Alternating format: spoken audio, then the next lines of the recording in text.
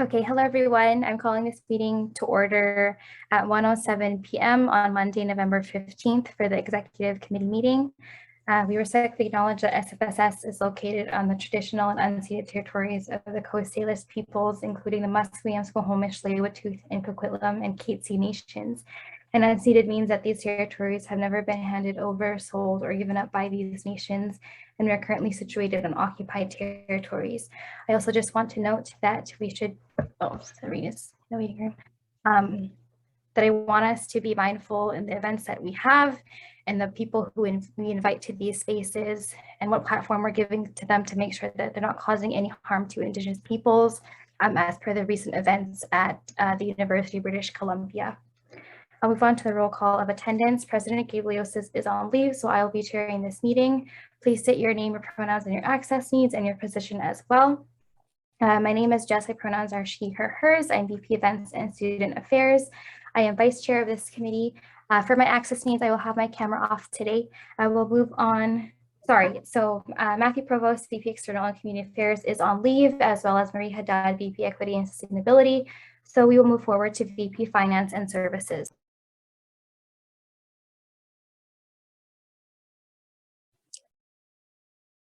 Hi everyone, my name is Almas, VP Finance and Services. Pronouns she, her. My voice is really bad today because of the weather.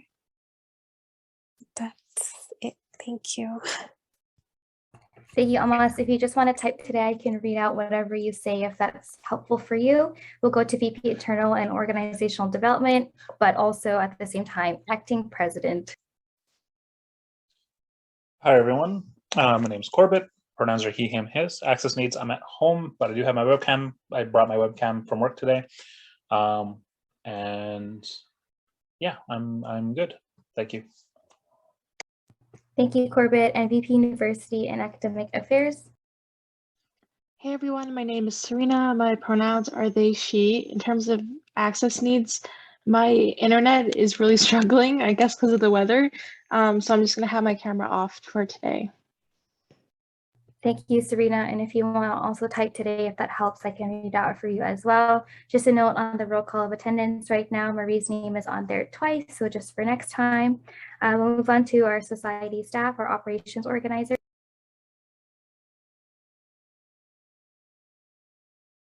Just kidding, they're not here today. We have regrets from Aisha. Thank you, Ella, and our board organizer. Hi everyone, this is Ella, pronoun she, her, hers. My access needs are met, but my internet has been horrible lately, so if I fall out or have to call in, just giving you a heads up. Ella, if it's better to also turn off your camera to help with Wi-Fi, that's okay.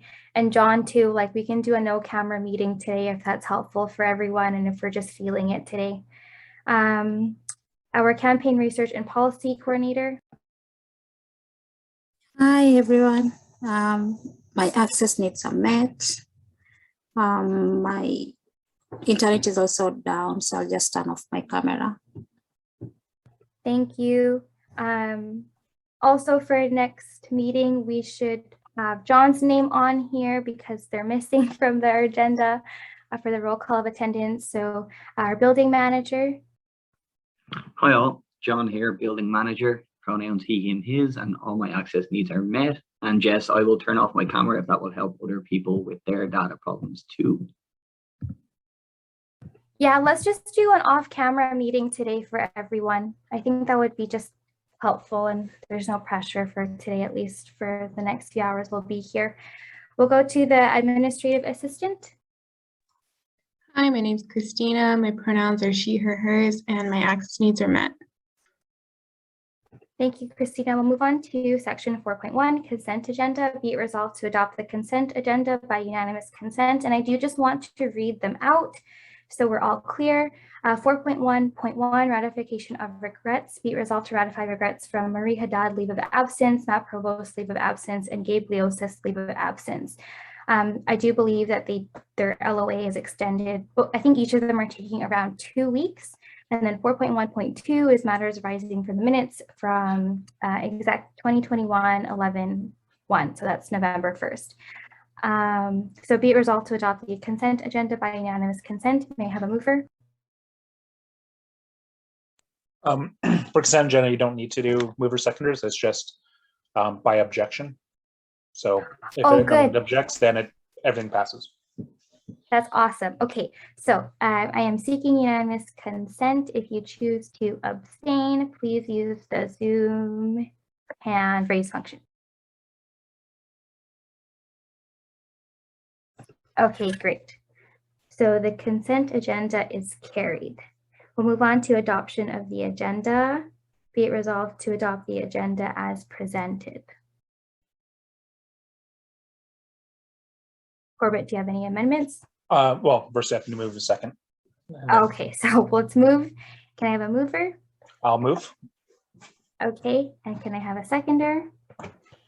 Serena, And Serena, are there any discussion on this or any amendments to make?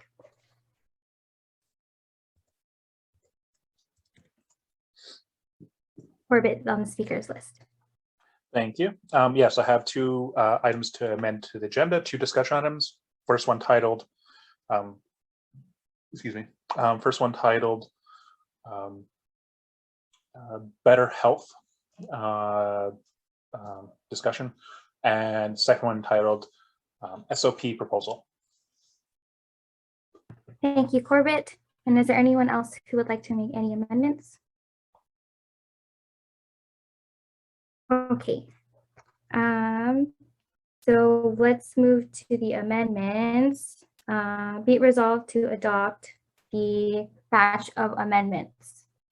May I have a mover? Corbett moves. And may I have a seconder? Serena, And we'll go back to the main motion. Be it resolved to adopt the agenda as amended. May I have a mover? Wait, first we have to Just vote on the kidding. amendments first, Okay. and then move. And Okay. then once that's amended, then we can move back to approving the whole amended agenda. Okay, so seeking unanimous consent on the batch of amendments. If you choose to abstain, please use the Zoom hand raise function. Okay, cool. Then we'll move on to the main motion. Be it resolved to adopt the agenda as amended. May I have a mover? Moving in seconds already done. We just have to go to a vote now, or a discussion and then Okay. vote. Okay, is there discussion on the vote? Seeing as there's none, it's carried. Now we go to a vote. Oh my God, okay. This recording is gonna be funny. Okay, that will go over to the main motion. Thank you, Corbett. Be it resolved to adopt the agenda as amended. Can I have a mover? No.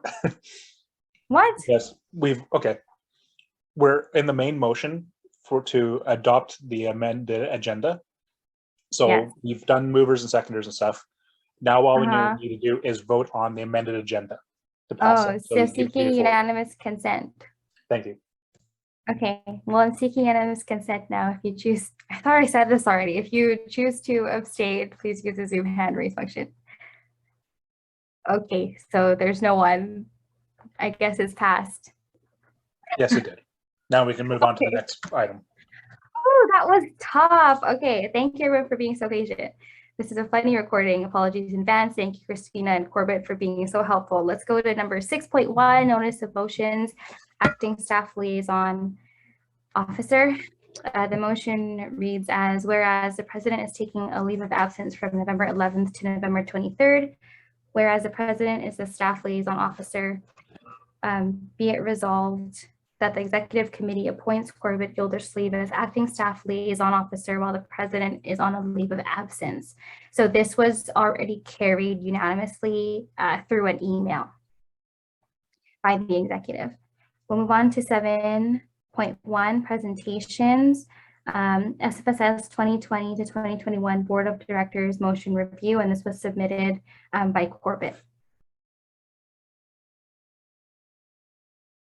Thank you. Yes, just give me 1 minute to bring up and share the item.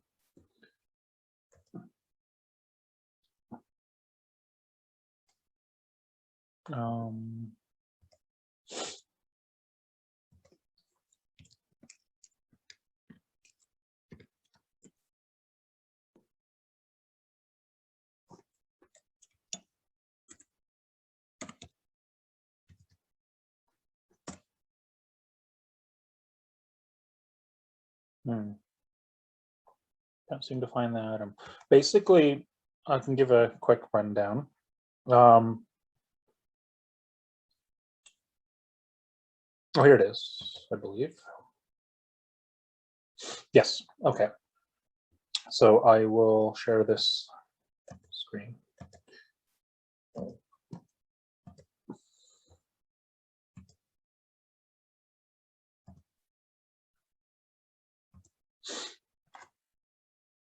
Okay, can everyone see that? Yes, you can. Okay, Yeah. thank you.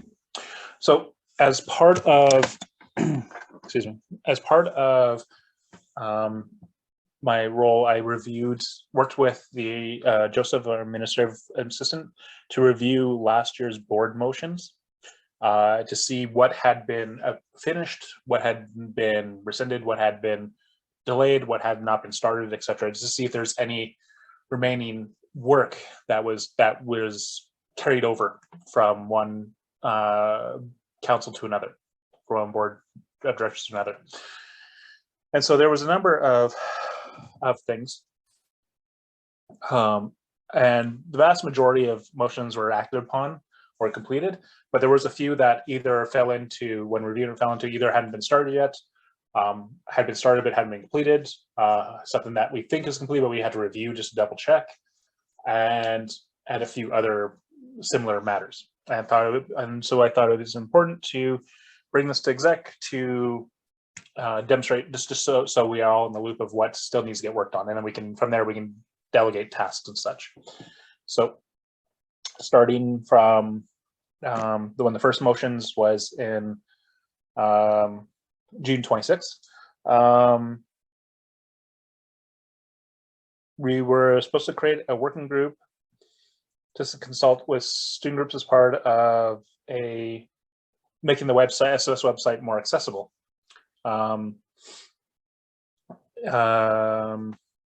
Unfortunately, we didn't get to that, and I know there is still some talk and work about, some work has been identified and done, or identified for related to the website, making it more accessible. But as far as I know, the actual working group never.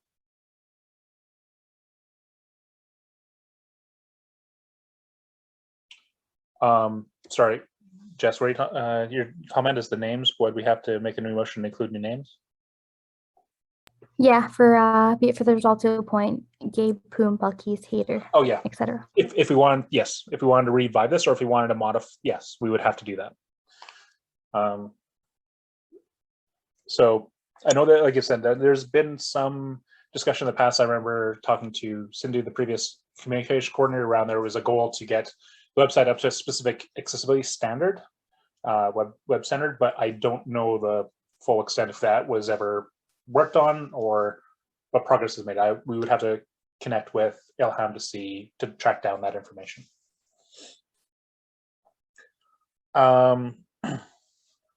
So the next one was related to last summer when we just suspended a policy around preventing student unions from donating core funds to charity or charitable causes related to Black Lives Matter and Indigenous students. Oh, in this case, it was we allowed for students to, or student groups to, donate to Indigenous and or Black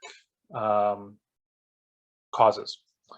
And so the amount that, sorry, so this all occurred, we donated money and stuff, but there was a request, multiple requests over the last little while to allow either to suspend or amend the particular policy to allow going forward either some percentage of core to be donated or not, or all of it or whatnot. And so that hasn't really come up yet officially to council or even to governance yet, but it's something that kind of, I think, should be on our list of things to do, is to review that policy and discuss if we want to modify it or not. Another one in August of 2021.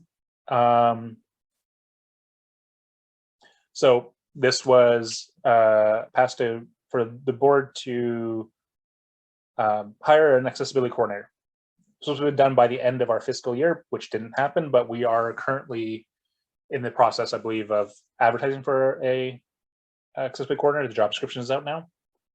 So it's getting some progress done. So that's good to know. But just so we can try, when that's done, we can hopefully tick this one off.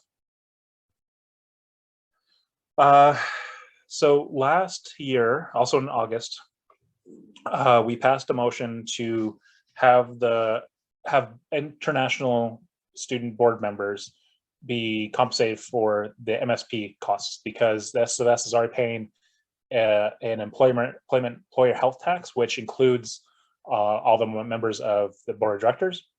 In that case, I think there was 4 or 5 people that year that would get their full reimbursement every month.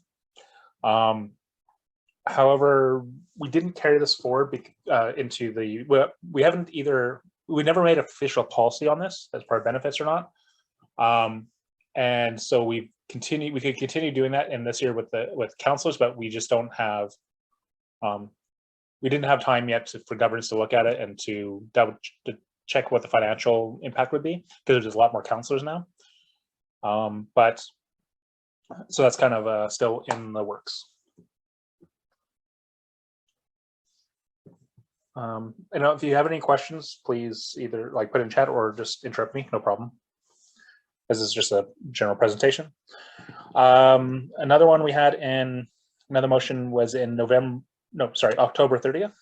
This is related to the SFS approving a SubGarden proposal with Embark. And we provided $5,000 in donation, and the Embark would manage the planters for cost-free for 3 years, at least 3 years. However, we need to actually put this information written down in some kind of agreement, formal part of the lease. Sorry, within the sections of the sublease that we have in the letter of agreement between our organizations. As I have it, we have a section there for joint programming or any of these other kinds of joint activities, just so that this type of stuff doesn't get lost and we don't have people 2 years down the road wondering what's going on. I have to try to track down old minutes to figure it out.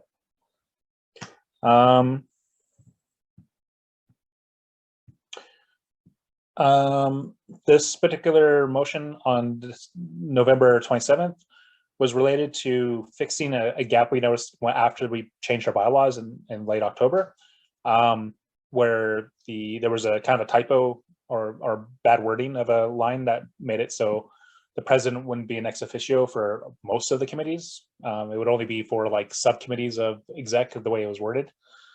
So we passed a motion to effectively fix that gap until we changed our bylaws. We had planned to do that in the spring, but we didn't get enough quorum for the referendum to be binding. So, but we now passed that motion, that bylaw change, and at our last annual general meeting.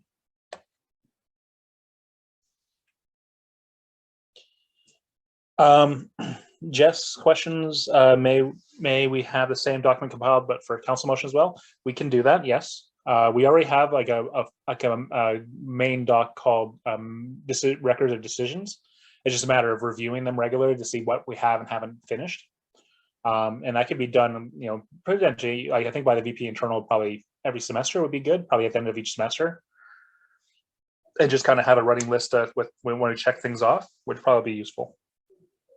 As to your second point, we should also present this document to council because a lot of it needs to happen in our committees. Yes, I agree. And so I'm happy to put that in for the 24th and as a presentation. Okay, back onto the rest. So there's also another one in November where FASC drafted and approved investment policy plan. And we just need FASC to review it because we've had this plan now inactive almost a year now, and so it'd be good and I know that our managers would like to have a sit down with us to go over the whole year and how it's been working, what's been up and down, things like that. So that's something that PASC needs to do. Another one in December 11th was that we signed a collaboration agreement with Utah related to a survey on student housing. And we mostly just need to check that it happened and also what information we got from Utah. I believe I remember getting something from them in spring, but I don't remember how much detail we went into it in the discussion. So just good to track down those docs and look at it again, because it could be very relevant for any advocacy work we do around student housing and student affordability. So then there also in December, we allocated $15,000 for a pilot project for participatory budgeting in the spring. This is a thing that just kept, we got really close to getting it launched out. That the project was basically students and council and staff submitted proposals to fund. And then students would eventually be able to get to vote on it in a kind of crowdsourcing tool that run by Othello, the company we've been working with. However, by the time we finished it, got it more or less ready, it was like right in the middle of finals in April. And so we thought, okay, we'll delay till summer and we'll do a more proper call out. But then everything kind of just was busy, then the sub opening and then the AGM stuff. And it's just been I've had to delay it multiple times. And it's the point where I said, realistically, with everything else going on, I don't think I can actually get to this. So I canceled it. It's frustrating because this is a thing I really campaigned on. And I really think is a really strong and important thing that could be added to this. It's just, I think it needs to get revisited. And that could be something that PASC looks into again, either like tailoring it to be a slightly different, like maybe more related to budget consultation, where there's a couple different ways to do participatory budgeting, and maybe it's better to do like more of a consultation process first. So I can always speak with Almas about that if she has the time and interest to look at this.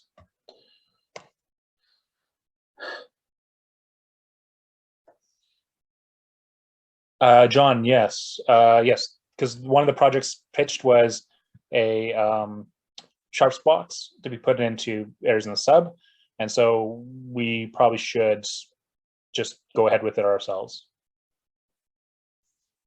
Go ahead, Almas. Yeah, I don't mind doing this at all. Okay. Whenever you have the time. Yeah, I can definitely reach out to you.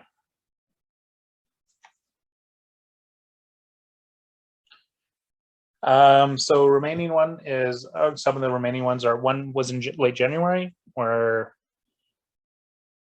we were using new mode for campaigns to advocate, and we updated our subscription. We just need to double check that it actually was updated, or if we still need to like what our subscription status with new mode is, if it's continued to going forward or if it's paused or anything. If anyone knows the answer to the execs, then please let me know. If not, we can double check with Ilham.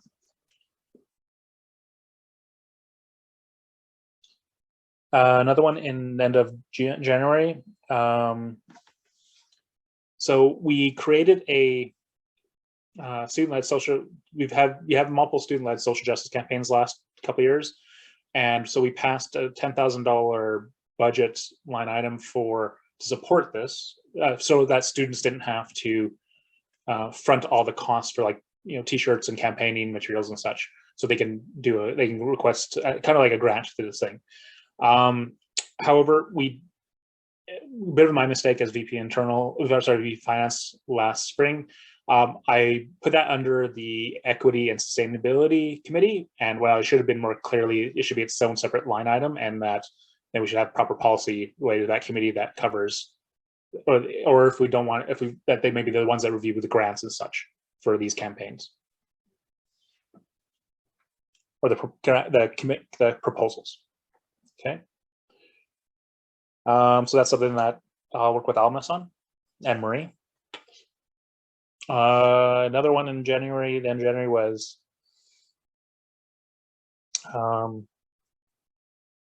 we set aside about $400,000 200,000 of it was one term and 200,000 for another term. That is, we try to work with with SFU, but their whole system wasn't compatible with what we needed, related to, especially around part-time students. They prevent bursaries from, one, the timeline was bad, and two, their whole system cuts out part-time students, which we thought was not fair in this case. And so I was supposed to work with staff on this, and there was some difficulties trying to get everything sorted out really quickly. It didn't come together, and because of the delays with like the sub-owner stuff, it's been further delayed. Ultimately, we need to work with finance department and staff and to set up a proper selection committee and process for like getting timely, effectively creating our own bursary system. So that really should get done before the end of this year, because it'll help students out in the long term. Okay. So in March, we passed a change to the policy for accessibility committee, but the actual language was not included into, the actual policy doc hasn't been updated. And so that's something I can connect with BD with to just update that and send it to have it uploaded to the website.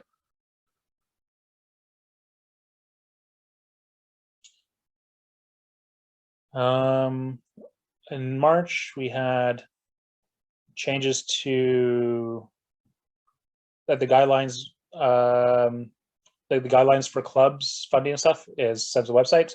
Just need to double check to see if it's actually on the website. I believe it is. I believe I've used it recently or checked it recently, but just want to double check it.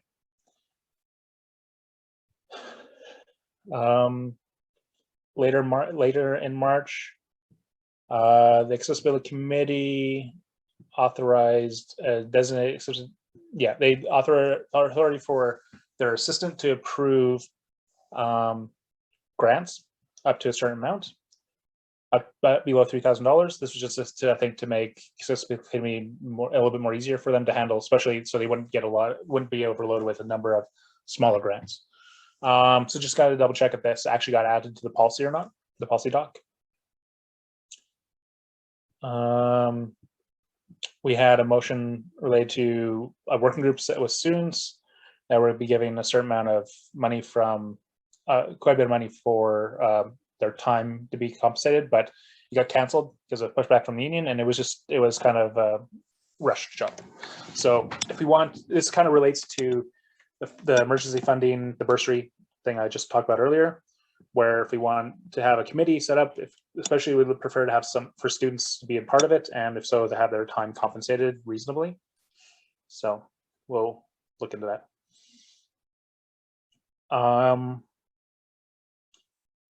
Another one in we had quite a few motions in March.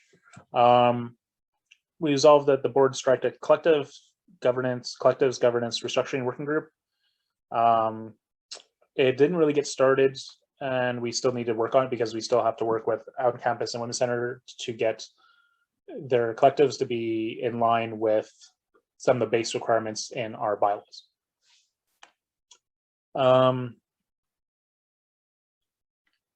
We also edited club's terms of reference, and just have to double check if that happened or not, the actual doc reference, and updated and uploaded. Another one in March, there was a pilot project between Student Society and Student Care and related to psychoeducational assessments. We actually passed the policy, but again, it was not updated into the document, it got missed. So it's a fully fleshed out policy. It just needs to actually be added to the financial policy documents.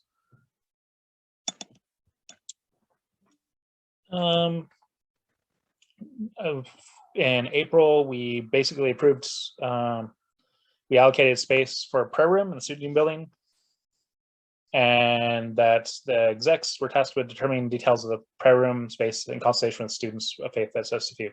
This has been in progress, and there's a new quote for, actually John could probably speak a bit more directly about this than I can, if you want updates exec on it. Yeah, would you like me to do that now, Corbett, or Yeah, please, waiting for as that? well. Yeah, so there's been some changes in the multi-faith center as well. So there's a person by the name of Rachel who's looking after things down there. And we've had some consultation with her back and forth, and we got a kind of a brief scope of work that they were looking for. So it looks like we'll drywall the 3 walls that are a little bit rough looking and paint them. And then we'll have to install a new door that has a glass insert so that you can see into it and a punch code lock on the door. And then we'll be installing a couple of cabinets and purchasing some mats and different things like that they're accessible in the space as well. And the overall project cost is likely to be in and around the kind of, well, it's $13,000 is the quote, but I'd say it'll probably be like $14,000 in total. And that proposal is, I believe it's going to go forward to council soon, Corbett. So we have the actual pricing, and then once that gets to go ahead, we can action it. Yes. So good. Thank you, John. Ella? Sorry, I don't know if I can list in this, but I had a quick question about the prayer space in general. Will that be accessible to staff, or is that a membership only space?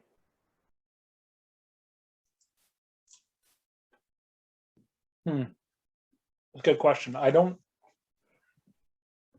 The thought originally was for supported students, but I don't think it should be limited only to students. Jess, go ahead. John, and then I can go. Okay.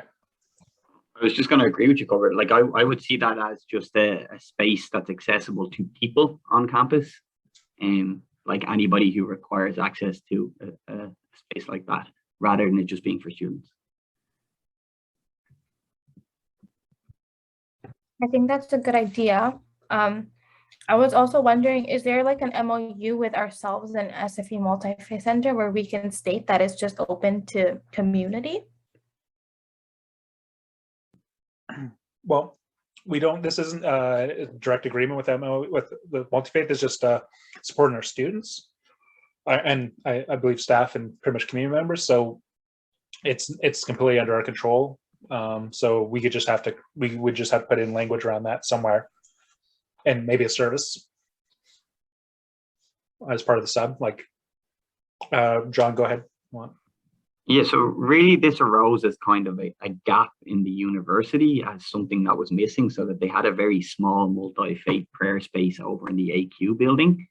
And it was almost seen like the university were doing it as a tick box exercise, because like legally they are obliged, they have a duty to accommodate.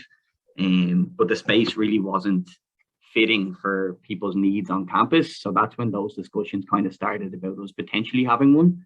So rather than this being in partnership with the Multi-Faith Center, this is more so like the Simon Fraser Student Society providing this space. So there is no MOU, and I don't think there needs to be an MOU, because it's not for anybody in particular. It's just a space that's available in the building. So that might be the best way to look at it.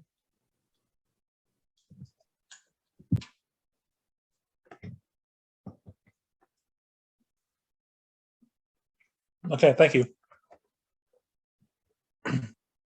Go ahead, Ella. At best, we could probably, John, just have like a sign right outside the door that says for community. Yep, definitely.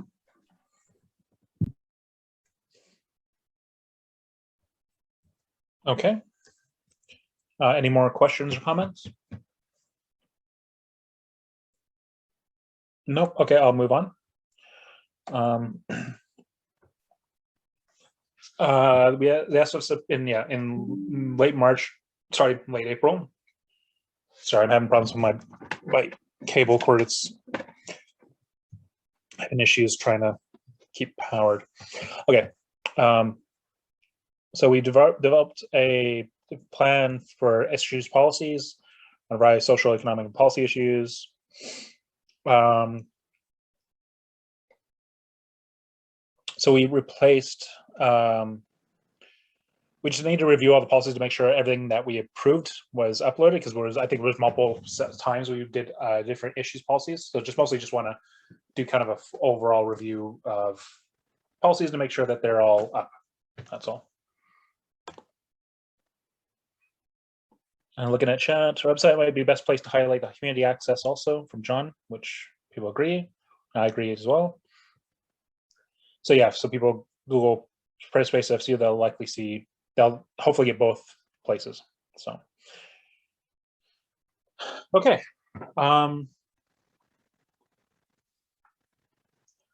And this was the next one on the end of April, was last day of April, was it's a project called Subactivism project. Is about showcasing our history. We've already passed motion money for this, and we actually have some like recommended space and photos and stuff that need to be put up in the sub. Just really need to let John and others know, or people know, about what to put up and where and such. So Jess, go ahead. Yeah, I'm just waiting for Marie to strike an equity and sustainability committee, because I think she and I were supposed to take that on, but I would rather have it under like her committee, because it would make more sense. Okay. So we have all the supplies. It's just in the storage room right now, and even within my office, I'm just waiting for some direction from her. Yeah. Well, from my understanding, there was a proposal that already got passed, so we really just need to pass that on so the work can get done. And if you want to continue to add more activism and more photos and things like that, could be the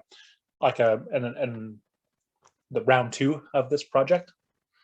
But some of it can actually be already actioned on right now. Yeah.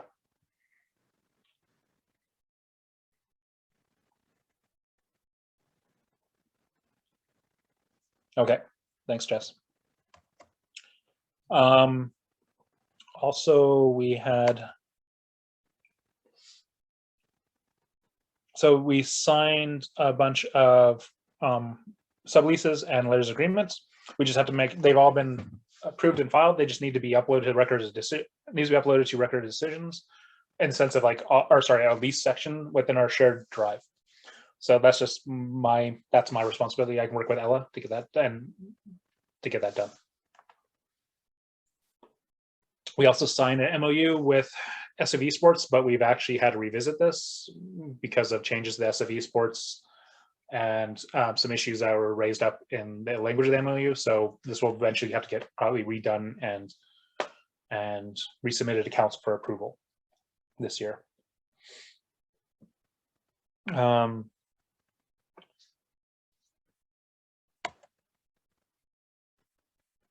Okay. And the board passed support for SFPS's Transformative Justice Summer School. We co-sponsored the event. Mostly just wanted to make sure it happened, which I believe some executives let me know what this actually did happen all throughout June and July. So that's good to know. And that's the last bit of it. That's my whole presentation. So there's quite a few items. Some are more or less done. Some are or close to being done. Some need to be started. Some are just relatively quick, simple fixes. It's just more of a make sure this stuff happens. Thank you, Corbett. So I think for our next council meeting, not only should we have this as a presentation, but anything that is related to an executive position or a committee should be developed in a motion so that we can say something be it resolved to task. For example, like VP Finance and Services, Almas Pangura, to work on this motion that states X, Y, and Z. So then we'll just pass it through council so that it gets done. Hopefully at least some of them within the next 6 months that we have. Mm-hmm. Okay, sure.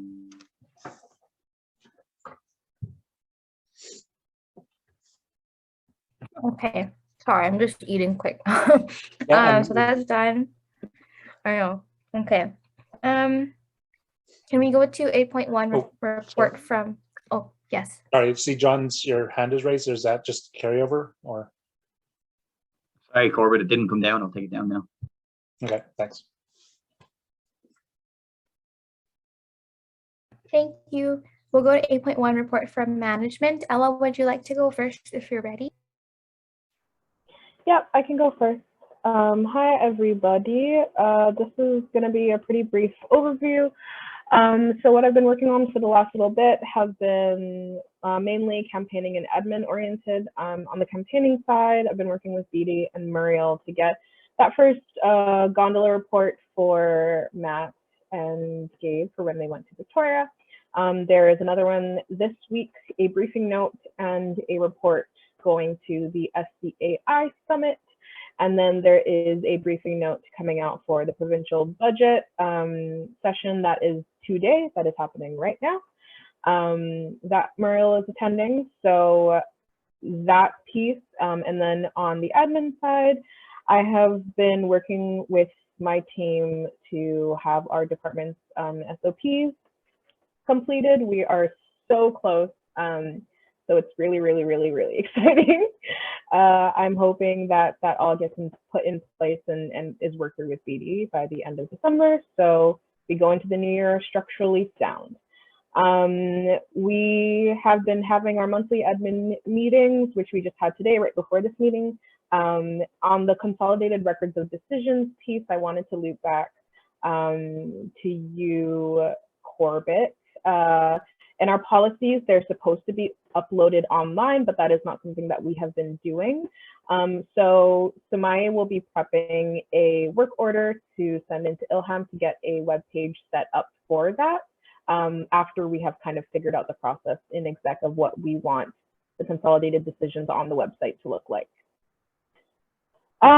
So I've been following up still with the rest of the team that does the council action items and procedures and being the point of accountability just to make sure that those things get done and that those sessions get scheduled as normal.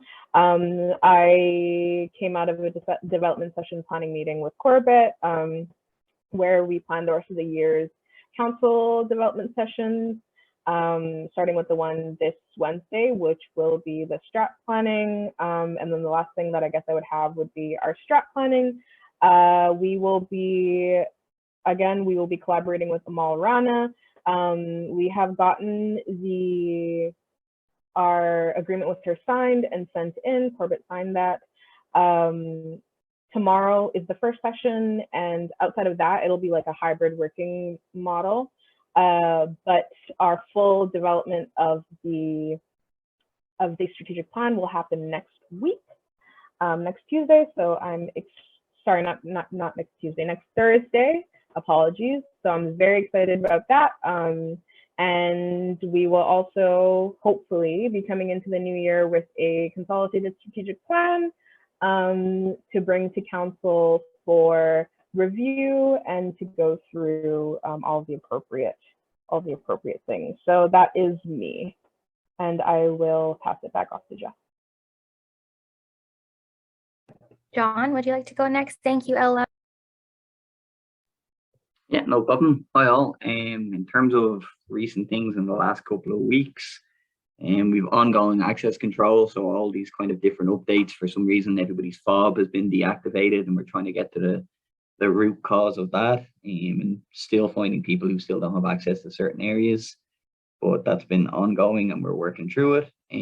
I've been consolidating all of our IT requirements for this MOU where the discussions have just started. So I'm not sure if I mentioned that to exec last time or if I had that meeting at that stage, but we have reopened discussions around this memorandum of understanding that consolidates all of our services from the university with regards to IT.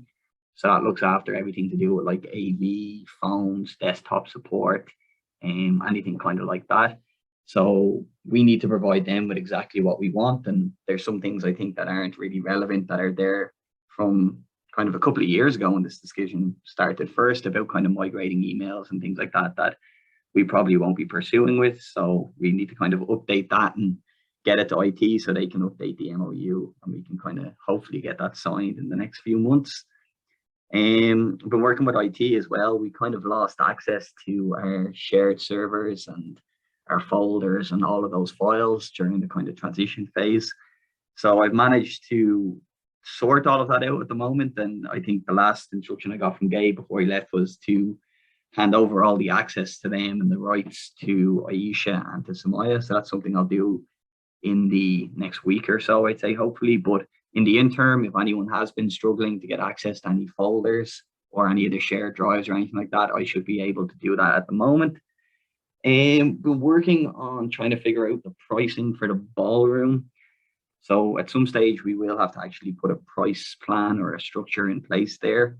So we've been comparing kind of other spaces. It's very hard to find a comparable space on campus. So we've looked at like the Mez out in Surrey. We've looked at what the DAC rates used to be. And really, I was surprised at how low the rates were. Like, I think the most expensive building was $500 per day from SFU, and that was the DAC. So we'll probably go a little bit higher than that, but we're just trying to work that out at the moment. Shelley has been working on room booking, so I can't take credit for that, but we have been revising all of the custodial in the background around that. So it is likely we'll have 17 rooms coming on stream on the 22nd that people will be in and out of. All of these rooms have a maximum capacity of 6, so it's not like we're doing big scale events or anything like that, but we are starting to provide some services. And we're hoping that the microwaves will go out on the 22nd as well. I already mentioned the prayer room, so we have all the pricing and things like that in place. So we just need approval from council, and then I can take that over and actually get the project rolling. INS's TI is still taking over, so we've just finished the paint side of that, and we just need to do the install for them. And they're going to be the convenience store that's operating out of the 2nd floor. We've also been looking at interim kind of things that we can put in place with regards to the social stairs. So we got told that the design is actually a risk to the university. So I have mock-ups of kind of like glass rails that we can put in there, but once I get the pricing as well, I'll send them on to execs so you can review them and see them. And there's no point just sending the mock-up at the moment. I've got furniture plans and also pricing for level 1000. So that's with Gabe and Corbett as well at the moment, just to have a look and see how that is. And that's kind of the bigger stuff at the moment. But if there's any questions or if you want any more information on any of that, you can let me know. Thank you, John. If you need to go, I understand. Thank you. That was very helpful. We'll go on to 8.2 report from executive officers. I can go. These are just the things that I've been working on. I don't even know the last time we met, to be honest, but since then, Dipti has been working with Athena from the Women's Center to make Christmas cards. This will be an ongoing activity placed and housed within the Women's Center for students to go to for the next few weeks. Other things that have happened, I know this Notion, shout out to Matt for making this for me. It has been a lifesaver. So we've also finished the Christmas bags. I think I already talked about that in another exec meeting, though. What happened recently was a flu shot clinic within the student union building. So thank you to John for coordinating that with Rexall and student care, as well as Almas and Serena. Other things that will soon occur are the room bookings, which I'll talk about in their discussion item. Things that's going to be in progress right now is the Trans Day of Remembrance, which is set to be on the 20th, but because that's a Saturday, we are doing it on the 19th. So I'm working with Constantine and Trish. They have been doing a lot of the labor. I'm just there for event support. So that is the 19th from, I believe, 5:30 to 7:30 at the social stage. So if you do have time, please come. I am canceling the rock climbing event with the SFU Rec as a collaboration because it required for students to pay to enter, which I strongly believe against. Like, I don't think that students need to pay for anything like that. So I am pulling out of that. Currently, I have worked with John and Corbett, and we also met this morning to discuss spaces within the sub where student unions and constituency groups can table. So there are 3 designated spaces, and I do have action items to occur from that, such as presenting it to council for feedback. Corbett has also reviewed the in-person event guidelines, but I just had that on there because I was working on that throughout the summer. Other things that are happening is that I'm supporting some council members who want to have counselor jackets for around all 50 of them. So I've just been task delegating and telling them what to do if they need support for anything like that. So hopefully that's something that they will present next week at council. Other things that I'm working on is with Corbett again for the esports MOU, which needs to be radically changed just because there was some turnover and some issues over the summer. And as well as we are also on the Esports Association Steering Committee alongside Nancy and some folks from ancillary services. And I will talk about more of that in the discussion item. Other things that I have yet to start is to work with DIPTY and the ISF to plan the Holy event for next year. Perhaps a grand opening, I don't know, I think it's too late at this point, but we'll see what I can do, if anything. Women of the Year awards, there's a lot of consultation that need to happen because I do want to change the way that we define or what we call as woman even, as well as who is qualified to enter or nominate themselves in these awards.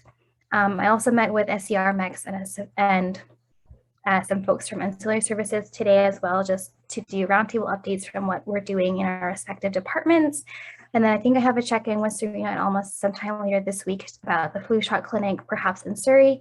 And then Aisha reached out to Dipti and I if we can do a resume writing and interview skills workshop come January. So this came out because there are a lot of students and workers and employees who have degrees overseas, who speak multiple languages, who have accents, and we want to amplify that. We want to honor those degrees. It's just as important as anyone who can speak fluent English and as anyone who had their degrees from UBC, Douglas, or SFU. So these workshops will help them with interview questions, whether it's for nonprofit, whether it's for business, anything like that. So that's going to be led by Aisha as well. And that is all for my update. Corbett, would you like to go next?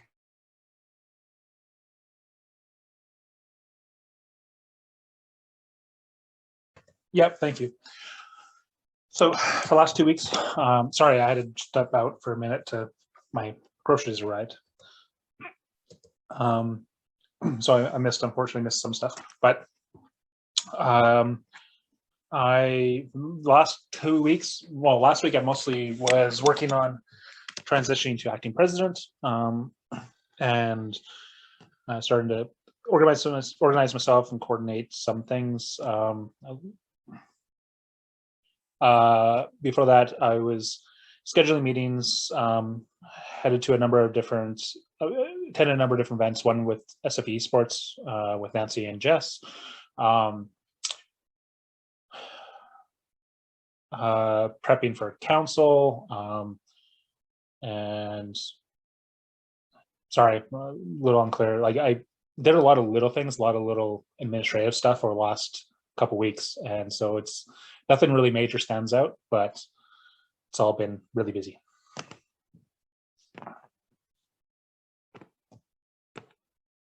Corbett, you've been doing a lot. Sometimes they're hard to name because they're just a lot of the things that you've been doing happen that is always urgent.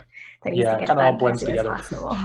I know. There was a lot of like notice of motions and policy stuff that we passed at council. A lot of it was prepping for council and then also prepping for being acting president. So it's kind of been, but those are my two main things I did for the last couple of weeks. Thank you, Corbett. And I'll let Serena go first just because I don't know if Almas is present right now, but we'll go Serena and then Almas. For sure. I think some of my stuff has already been mentioned, like the flu shot campaign. The student safety group was working on that as well in terms of like COVID-19 and how to like move forward. And then just working on like reviewing annual plan and like trying to plan out the next semester or so, because I was kind of anxious about how quickly this semester is going. And then going over like an institutional governance handbook and how to adding to that as like an undergraduate, because it's been written by the GSS, but there's also been a policy review process started up for GP26 recently. I thought it would be interesting to include some of like how to initiate a policy review at SFU within that handbook as well. So I was thinking about adding that. I also got requested to provide some feedback on like the end of term kind of like feedback forms you give for profs. So that's going to be happening later this week. So if folks have any feedback for that, let me know, because I'm still unsure of what feedback to provide. Attended a meeting with Muriel, Beatty, Anita in regards to youth and care. And I feel like I'm missing something, but I think that's all for me for now. Thank you, Serena. I just put it in the chat if you're able to send an email outlining the document and what feedback you're looking for from exec, if that will help you. So thank you. And Almas, are you able to go ahead or no?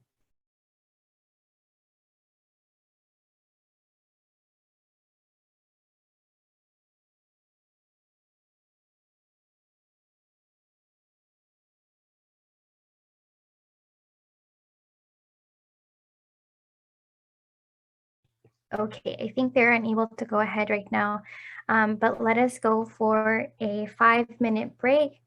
So I'll just round it up, to be honest. Can we just meet at 2:10? Okay, I will pause the recording. Okay, so we have one more report from Almas. Please go ahead. Just give me 1 second. I'll pull up my calendar.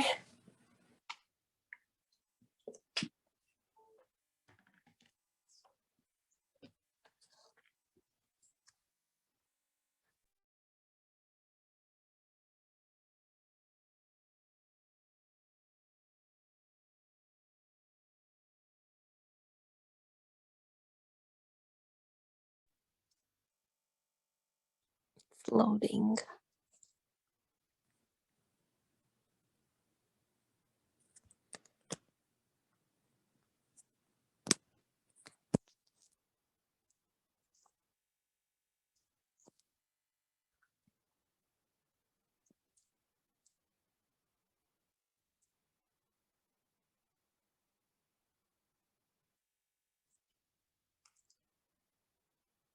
So first I will talk about the projects that I took on with Serena, Jess, and Matt, which was the flu shot campaign.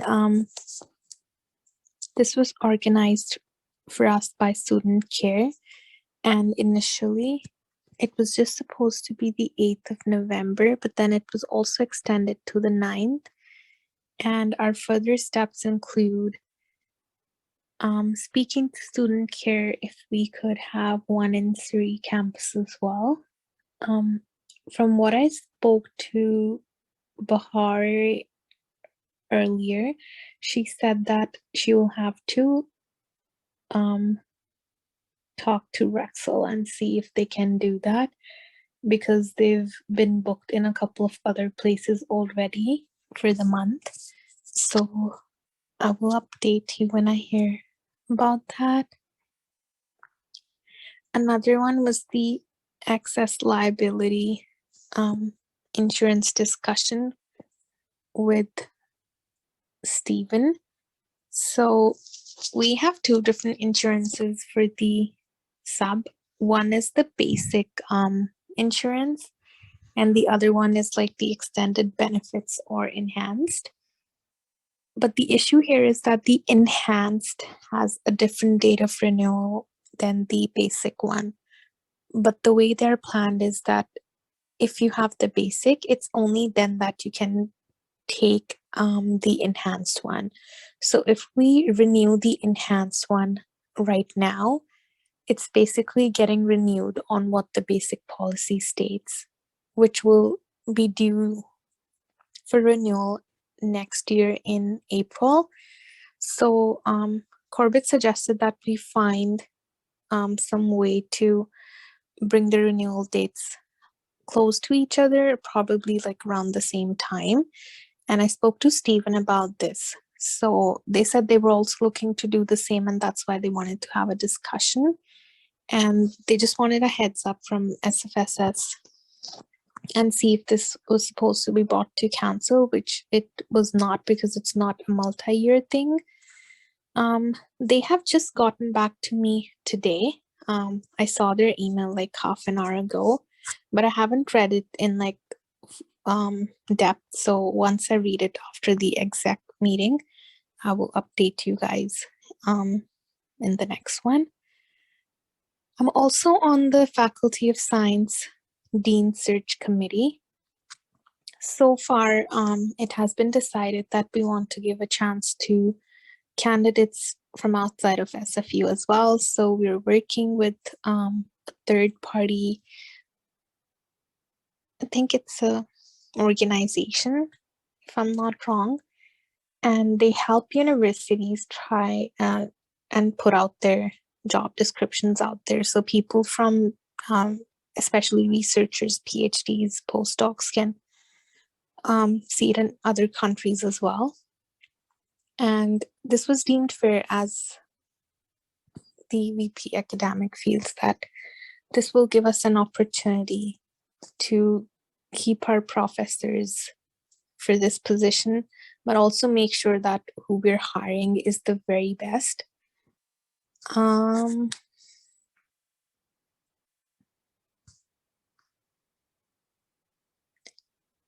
We had a meeting with Rachel, I think. I hope I'm not pronouncing it wrong. Regarding the WUSC and SFSS scholarship. Marie had a couple of questions that she wanted to ask them, especially about putting this on the Financial Aid and Awards website. So that was the main discussion in this.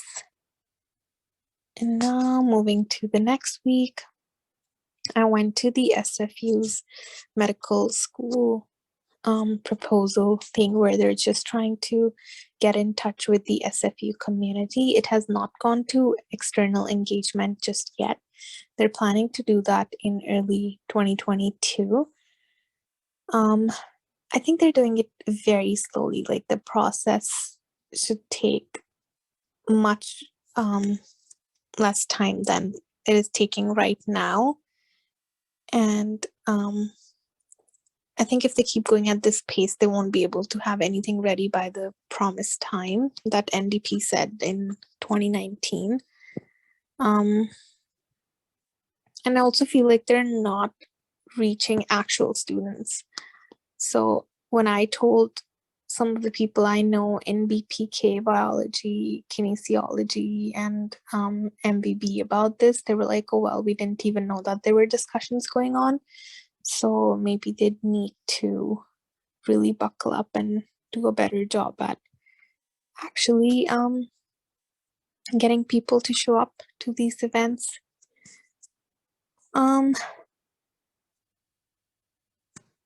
as many of you must have mentioned before, we also did an annual plan review last week where we discussed what projects we've taken up so far and what projects we would like to take in the coming months. And if it is possible to finish them in 6 months, and how we're going to go ahead with it. Aisha gave us an overview of the collective agreement last Monday.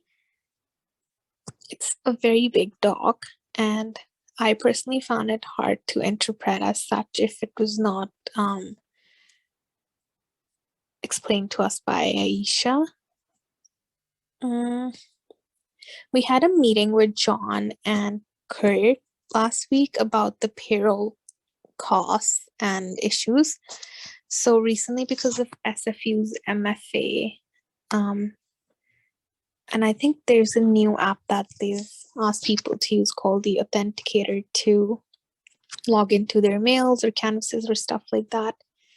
It has been creating a lot of issues for Kurt because he cannot access the servers and the company that we use to manage our Adagio is also having issues. They want to charge us extra money.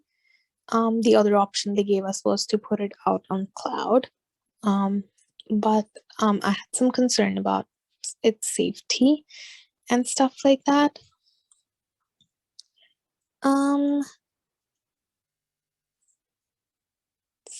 Yeah, I think that's pretty much it. I've also been doing some research, like I said before, about coming up with a grant. I would not call it a scholarship because I do not want to have minimum academic requirements like most scholarships at SFU. Something similar to the WSC and SFSS grant for international students as well. I'm still seeing if other universities have it and how they have it planned for them, and trying to consult with some international students that I know and their friends and what their suggestions about this are. So once I have some stuff ready, I would want to present it to council. I will bring it to exec first and get any suggestions from you guys and then take it to council. Okay, thank you, Almas. So we'll move on to 8.3, reports from hiring committees. I'm not on any hiring committees whatsoever. Corbett, are you on any?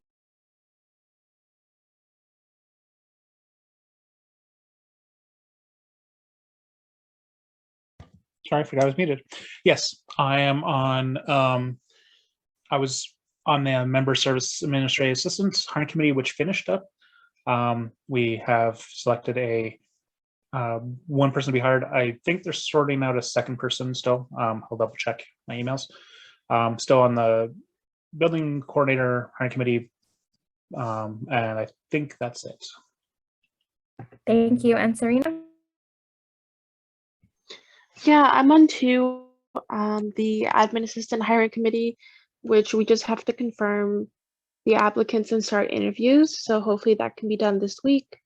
And the accessibility coordinator, it looks like the posting is live because we've gotten a few applicants through Collage. So yeah, those are both of those. Thank you. And Almas? No, I'm not on any hiring committees yet, but I'm open to join some later if needed. Ella, are you on any?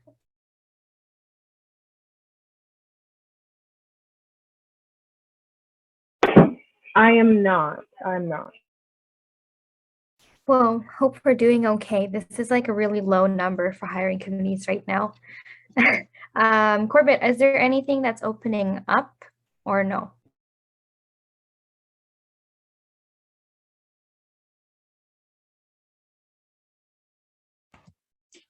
For hiring committees, well, we'll have to double check with, say, the building assistants to see if any of them are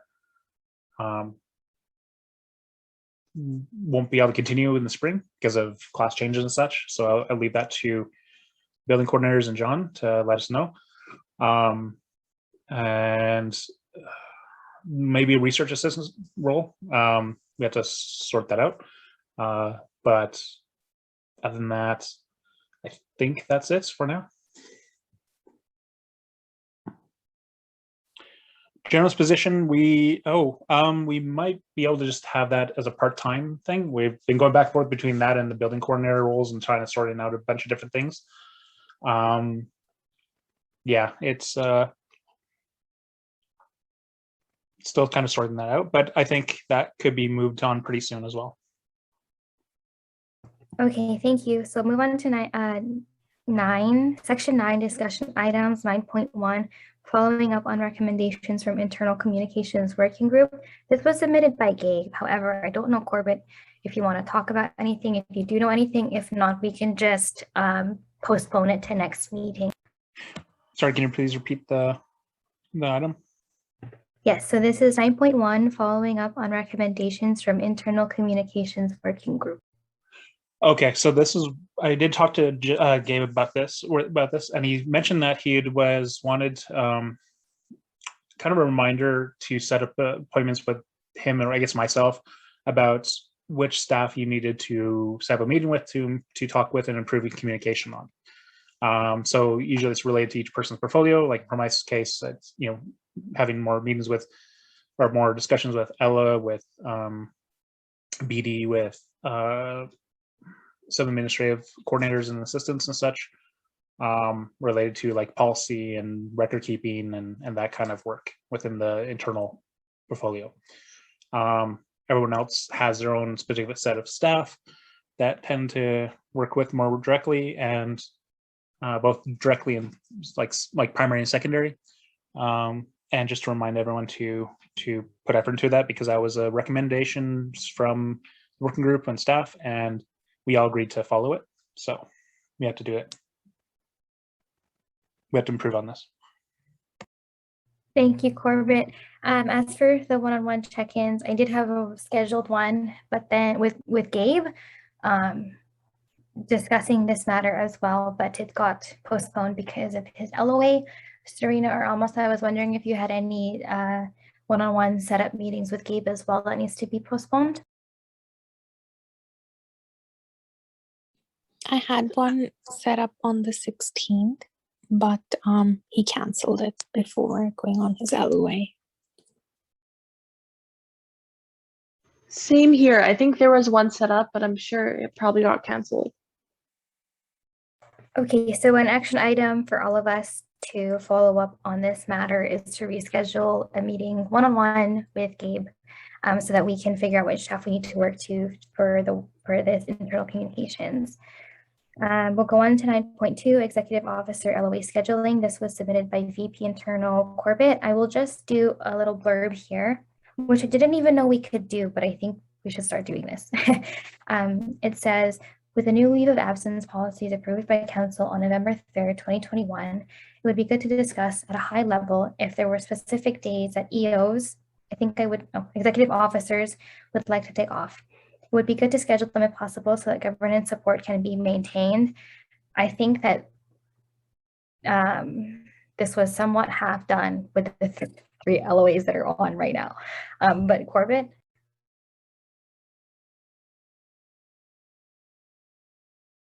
Yes, it's just, this was submitted before more people started taking LOAs, because I remember when initially discussed it, Gabe had sent out like a one to me to get a rough idea about which periods of within the next couple months people might want to take off leave of absences, so we can try to schedule this a little bit better so that we don't have a bunch of people gone out at once kind of thing. And also that to take into account additionally like any of our administrators also taking vacation time or breaks.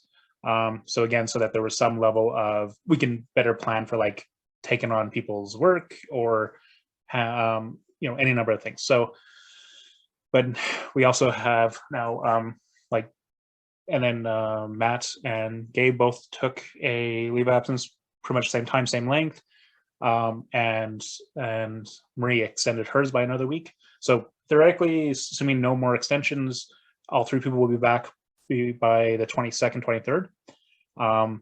And then we'll have council on the 24th. So it might be good to then, if anyone else would like, if you, me, Amos, and like Jessen and Serena, we'd like to schedule some time each individually for ourselves to take some time off. That would be good. So if there's any days you're planning, you would prefer to, take it off. Personally, I would like to be able to take the week leading into the semester break, so because I haven't been able to see family for a couple of years for like Christmas and stuff, so it'd be nice if I could do that. But I'm also so flexible to support others because I'm in a good place right now where I can delay things if necessary to support others. But yes, we could do this through email, the schedule stuff, as opposed to doing that at this meeting. That sounds good. Let's do that upon at least if we can wait till one more person comes back, and then the four of us can schedule when we should go. But Corbett, I think that, I don't know, in my opinion, I think you should get to priority first, because out of all 7 of us, you're the only one who hasn't had one at all yet since we started back in May. So we can do that through email. Yep. Is there any other, does anyone else want to say anything?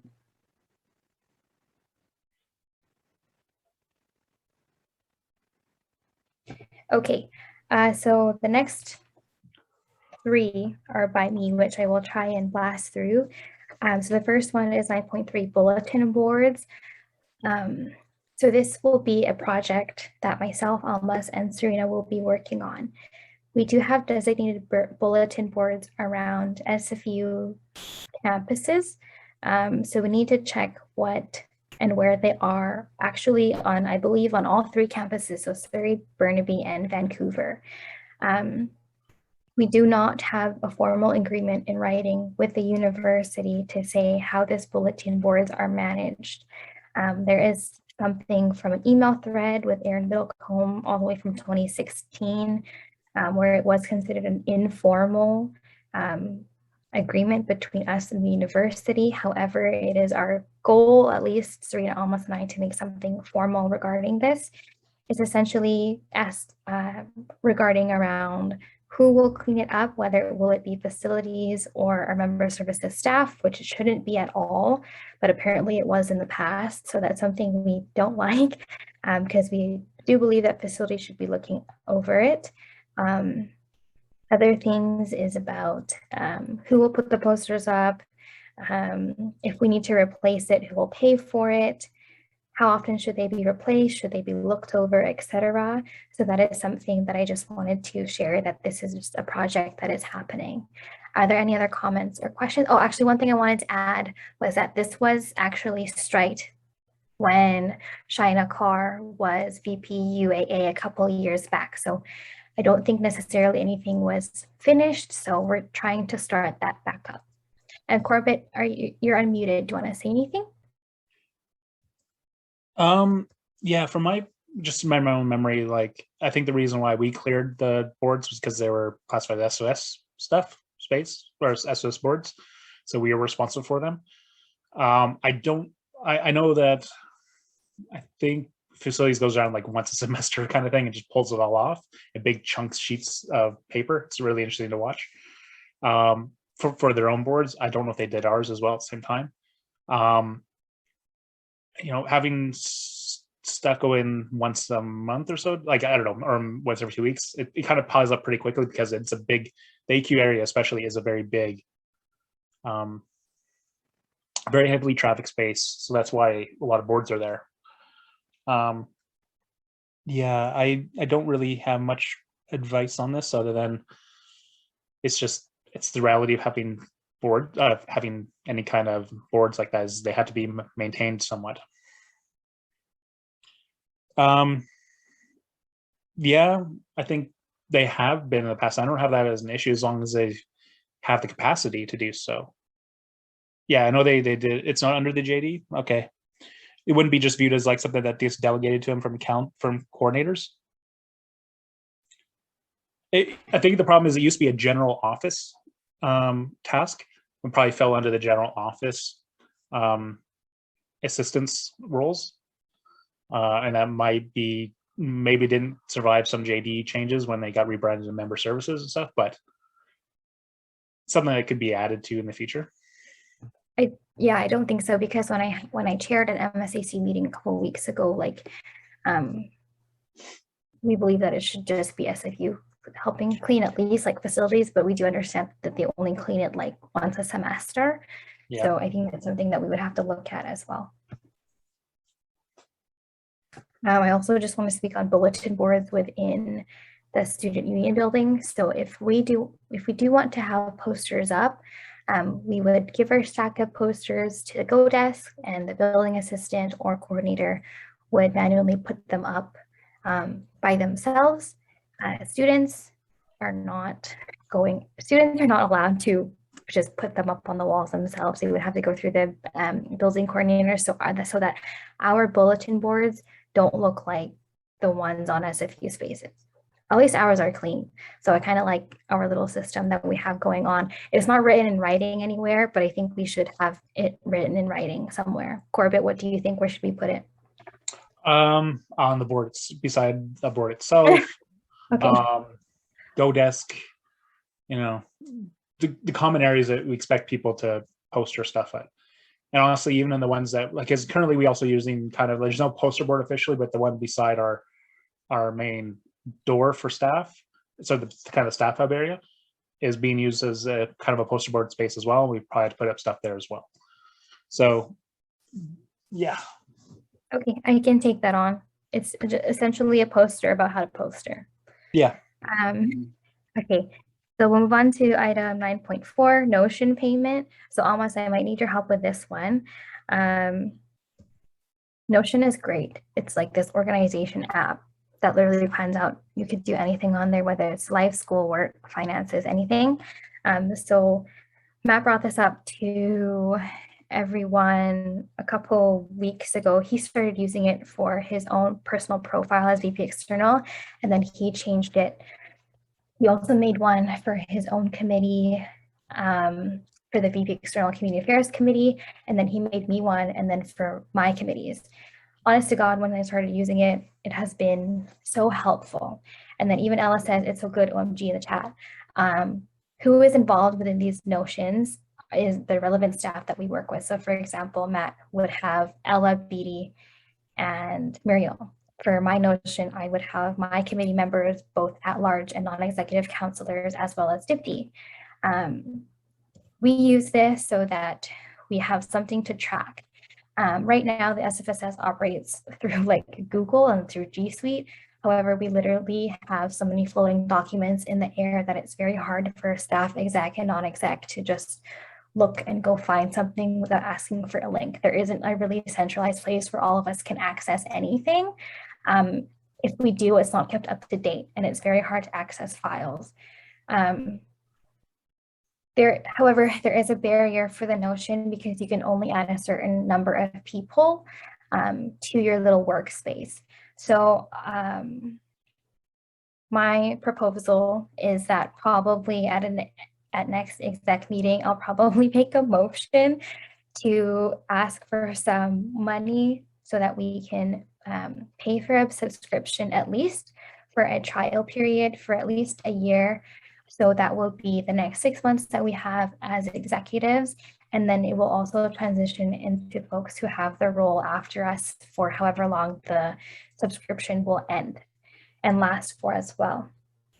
Almas, do you think this is doable?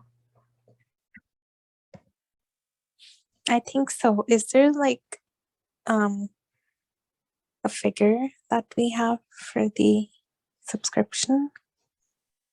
I can send you some details, and if you want a briefing note, I could make one. The other thing is that none of the execs are required to use this workspace. However, it is something that I suggest starting to use if you feel comfortable with using this technology. It just takes a while to get used to, but I think it's so important for us to track things, because when we leave, like, people need to see what we did. Like, yes, we have our Google Drive, but that gets messy a little bit.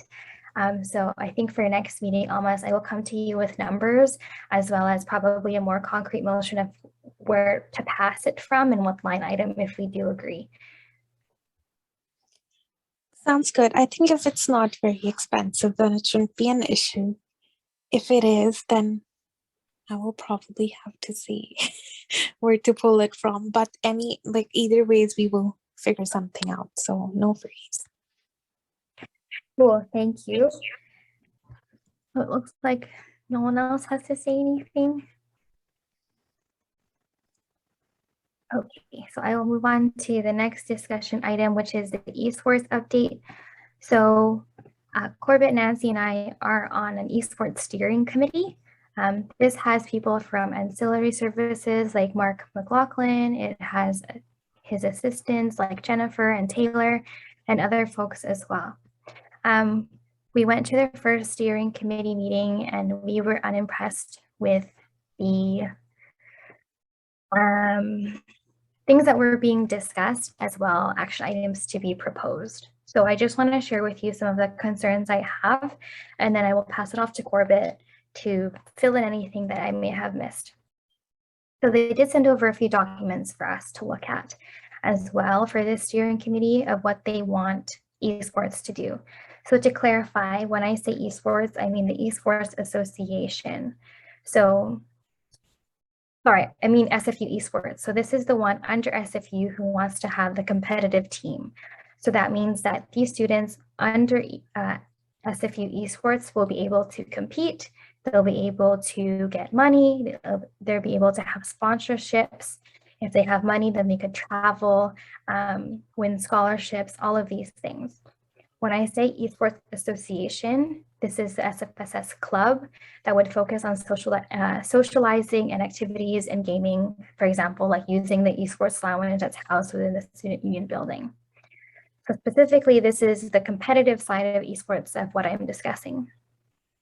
So things that we need to do with the club itself, we need to revisit the MOU because there was a signature made by a student who is no longer here, and then it was never signed by SFSS as well.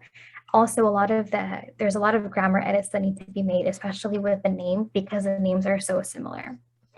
Now moving on to SFU esports, which is the competitive side, I have a couple of concerns. The first one is about EDI. So I'm just going to read something that I sent in email.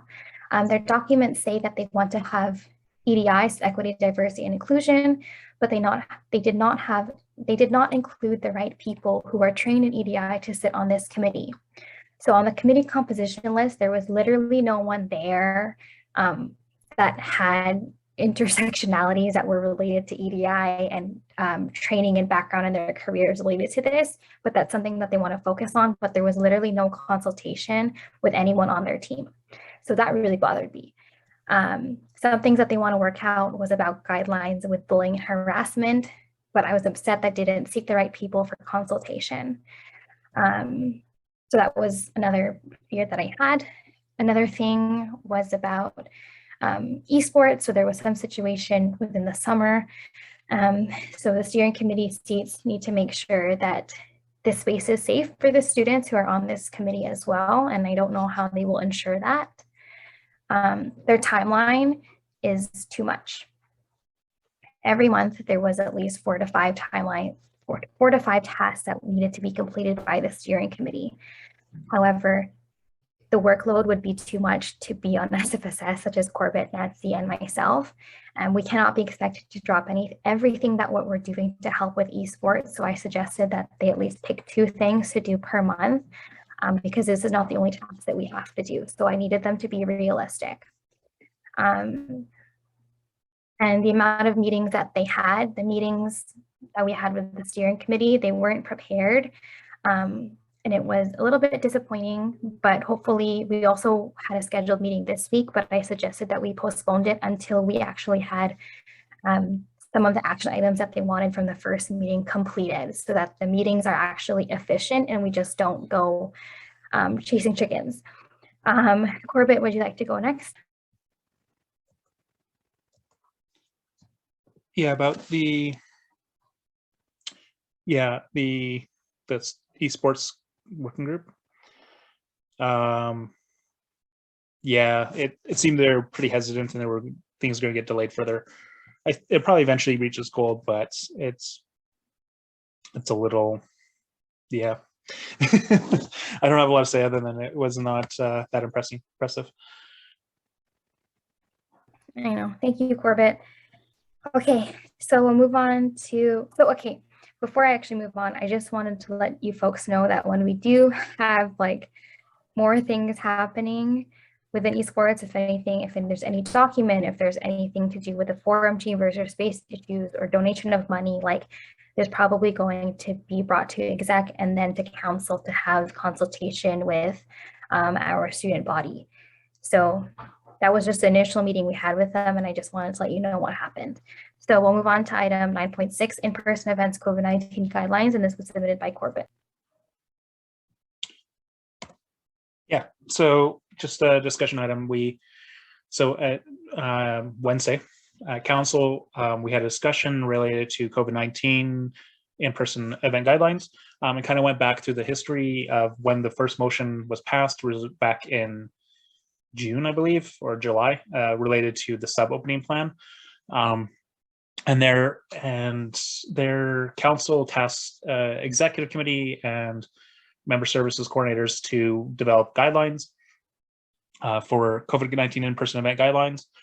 However, that motion only technically lasted until the sub opened, and then after that, it didn't say going forward. My assumption being that we probably should have had any other updates to the guidelines after that should have been either voted on an exec or council. Reviewed and such. It wasn't really done, so we just had multiple updates, and it's not no one's fault other than myself and Gabe and stuff for not tracking the emotions effectively. And so we rediscussed at council that the PHOs have changed multiple times. We've had updates to the guidelines, but and finally the COVID numbers have been starting to trend downwards. We'll see how they are today in maybe a couple hours. We'll see how the weekend went. And so, and we had, and there was comments from both counselors and student members about loosening up the restrictions for events that were outside the sub, or rather outside of SFS controlled space. So as such, so things like SFU space, basically, to be in line with what we have for off-campus guidelines, so off-campus venue guidelines. And basically what it is we, for anything that's not controlled by, any space not controlled by the SFS, those groups, if they book space in those venues, have to follow their COVID-19 guidelines as long as they're within line with that PHO. And that students groups are still following the checklists and the safety procedures and everything else. And so from that discussion, a motion was passed to enact just that. And so it tasks exec and staff to update the guidelines to take into account those changes. And so I will be sending out an email after this meeting to let staff know and to get those guidelines updated over the next couple of days. Thank you, Corbett. Move on to item 9.7, 2022 spring referendum, which was also submitted by you. Yes, I wanted to remind everyone that our next big thing from a governance perspective is our elections and spring referendum. We're going to have two elections. One is our general executive committee or executive officer elections, and the other one is will be all the different constituency groups, student unions, and affiliated student groups having their late spring elections. And so as part of the referendum section, we need to put forward items that we think the student body should vote on. In a referendum, ideally we want to put a number of these items to council on the 24th, but there's going to be a lot of things going on to the 24th, so anything else, exec can also hold a meeting and put it on the agenda, so to speak. And so I wanted to have an initial discussion and let everyone think about items that could be presented or could be presented to council, and I'll create a doc for this.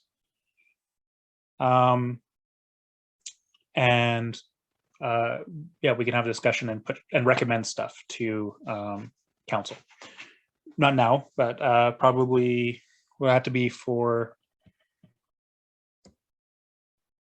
We might, yeah. Yeah, we might have to do more like a written recommendation as opposed to like a formal one, because we won't have, unless we hold an exec meeting next on the 22nd, which we could do as like a shorter one. Anyways, Jess? I don't mind having the exec meeting again for next week, just because we're nearing the end of the semester and folks from LOA should get caught up. Another thing I was wondering, like, do our issues policies go in this referendum or no? They could, if you want to. I believe, according to our rules, if a policy is passed through referendum or through an AGM or something, then you can only have those amended or removed in a future referendum or AGM. It's kind of like a more enforced agreement because it's our membership wants this approval as opposed to just the council.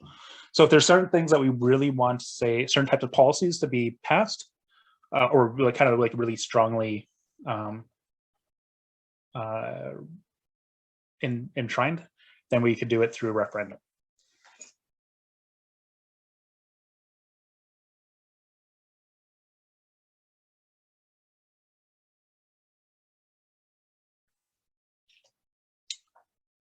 Any other questions? And I'll talk also further on.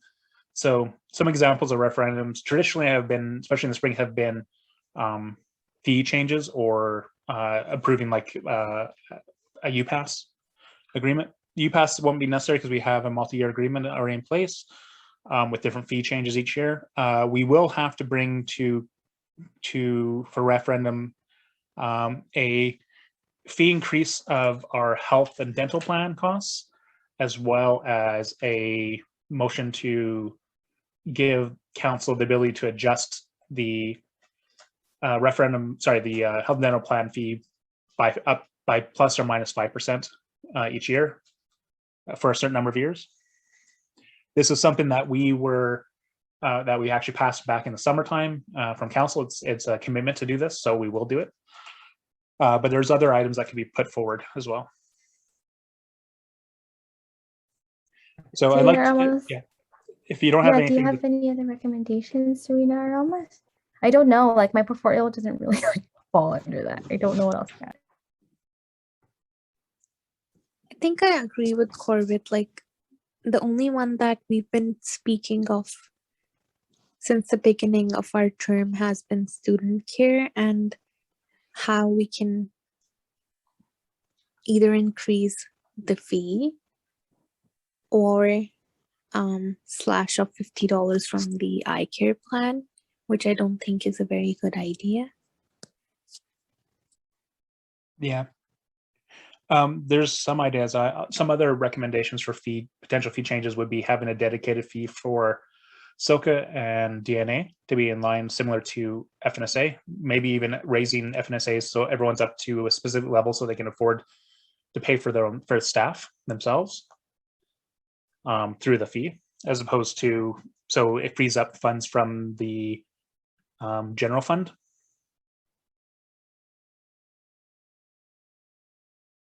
That's a good idea. We would probably want to consult with them too about it. Yeah, I'm assuming they would like this as well, because we mentioned this type of potential could happen in our legislative agreements with these groups. And I think it's a good idea to have base funding for these groups so that you don't have to worry about. So it frees up the general fund from having to pay for certain types of things, and two, it just has more stability. I almost also think that we should do the same thing for Women's Center and Avon Campus, but that's a larger discussion. The other option too is we can also look at a dedicated fee for either reallocation or a dedicated fee for like club and student grants and core funding and stuff for clubs, student unions, and such that maybe improve the options for travel fees and a bunch of other things. So there's lots of options we could do. It doesn't have to be all done this year. It could be a plan for, say, the following year or a fall referendum. But just I think it'd be good to Almas and others could get together and talk about a couple different like longer term financial things. So when you say spring, what month is this? This will be our exec elections, and the referendum will happen before reading break. So it's going to be coming up pretty quick, which means I think at the November 24th council meeting and then an exec meeting after that is when the last 2 days we could do referendum stuff and calling the election and such officially. And our documents need to be created and sent to membership by what time? I'll work with BD on that to get the exact timeline. Okay, good. So because I think we can't have a repeat of our AGM. I would like to be a little bit more ahead with this. Yeah, this is a little bit easier for us in the sense that a lot of the election stuff is a bit of copy paste. A lot of the there's no like there's some documentation and stuff that needs to be submitted, but it's not to the same extent as an AGM. Great, thank you. Okay. Okay, so I can move on. Yep.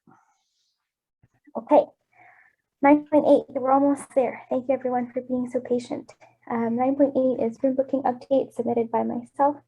So the room booking form, the self-serving system that will be happening online, it is a self-serve system in which students can, thank you Corbett, students can book their own rooms within the student union building starting either on the 17th or 18th. So that is the start of the booking date. However, using the actual room spaces will actually start one Monday from now, so on the 22nd. So that's when students can start using the team rooms. So within the student union building, these rooms are the small meeting rooms that have a capacity of around 6 to 8. Yes, almost we can. I can amend, add afterwards. So I also just want to talk about tabling as well. There's a document that Shelley made. Also, Shelley did a lot of the back-end labor for the room booking update. So thank you to her for all of her work over the past few months. It has taken this long because we have made so many edits to working with our external company, who's a third party, and they have been understaffed as well to make these changes. So we're almost there.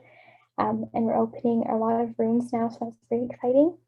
These rooms are for studying, no events. So for tabling, we have 3 designated tabling areas, and I will be presenting it to council via email for feedback. And then hopefully we can actually have a slow gradual return to tabling for student unions and student groups to do, because it's just been exactly what's been tabling so far. So we're going to open it up slowly and surely over the next few weeks after I get some feedback from our non-executive counselors. And I will also present it at council meeting as well. Okay, so Almost wants to add a discussion item. So Christina, can I do that? Would I have to pass a motion to amend to add a discussion item? I just want to make sure. Yeah, so we'd have to go back to the adoption of the agenda and you'd open it up. So we'll get like a mover and a seconder. Okay, well, here we go again. Christina, I need you for this one. Okay, so let's go back to the adoption of the agenda. Can I start taking amendments now? I'm back. Sorry, what's going on? Oh, hello, Corbett.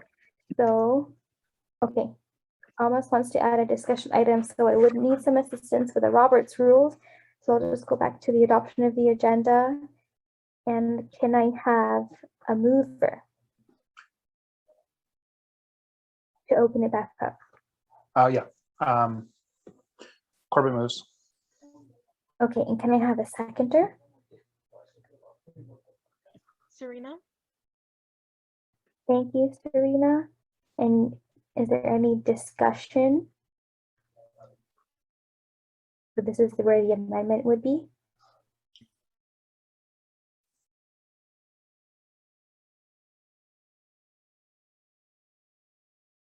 Almost, what would you like to add? So, like I said in my report, that there was some amendments made to the renewal dates of our liability insurances. And I just read an email sent out from Stephen in detail, and I wanted to discuss that with everyone else.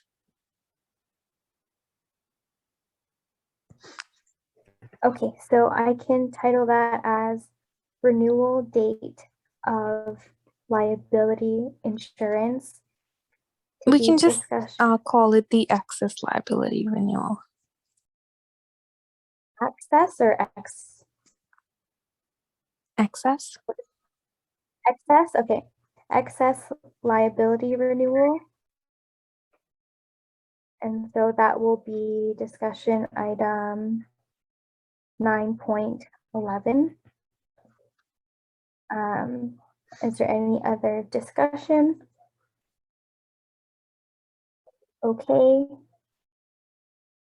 And then almost if you can clarify the spelling for Christina in the chat, please. Thank you. And then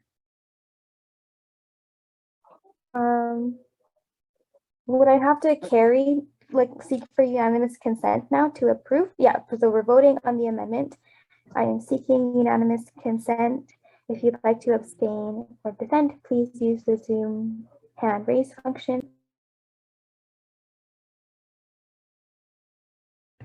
Seeing as there is none, we'll move back to the main motion.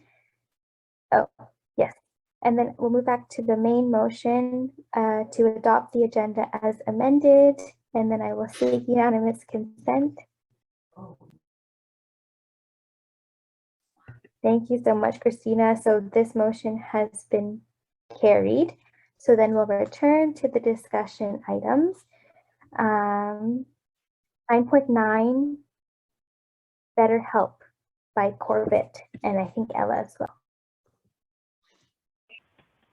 Yeah, I'll be speaking to this a little bit and then having Corbett jump in, just as I've done a little bit more on the coordination end. So Corbett and I had a meeting last week with the BetterHelp VP that I had mentioned before, Kafir Iyal, who's the VP of Partnerships. And I wanted to give an update on the question list, exactly what we had a conversation about, and then open the floor to the rest of the exec. So from the last executive meeting, we discussed taking a list of questions to BetterHelp, mostly around the accessibility piece and medical privacy. So I'll go through the questions. The first one we asked was, is it possible to waive the requirement for a credit card because that is an accessibility issue for students? Kafir responded and said that the only way to remove the requirement for the credit card is to have the SFSS credit card on file instead. The program requirement cannot be waived.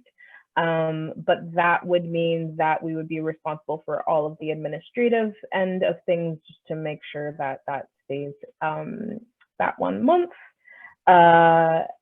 And so the second question was, can you provide confirmation that BetterHelp does not take Canadian health insurance? Kafir let us know that BetterHelp does not take any health insurance at all, not Canadian nor US. The third question we asked was, are there any medical privacy issues that we need to address? Kafir responded and said that BetterHelp is a corporation is a subsidiary under Tela.health, which is the largest publicly traded medical company in the world. So all of the data privacy laws that they follow is umbrella kind of under Tela.health.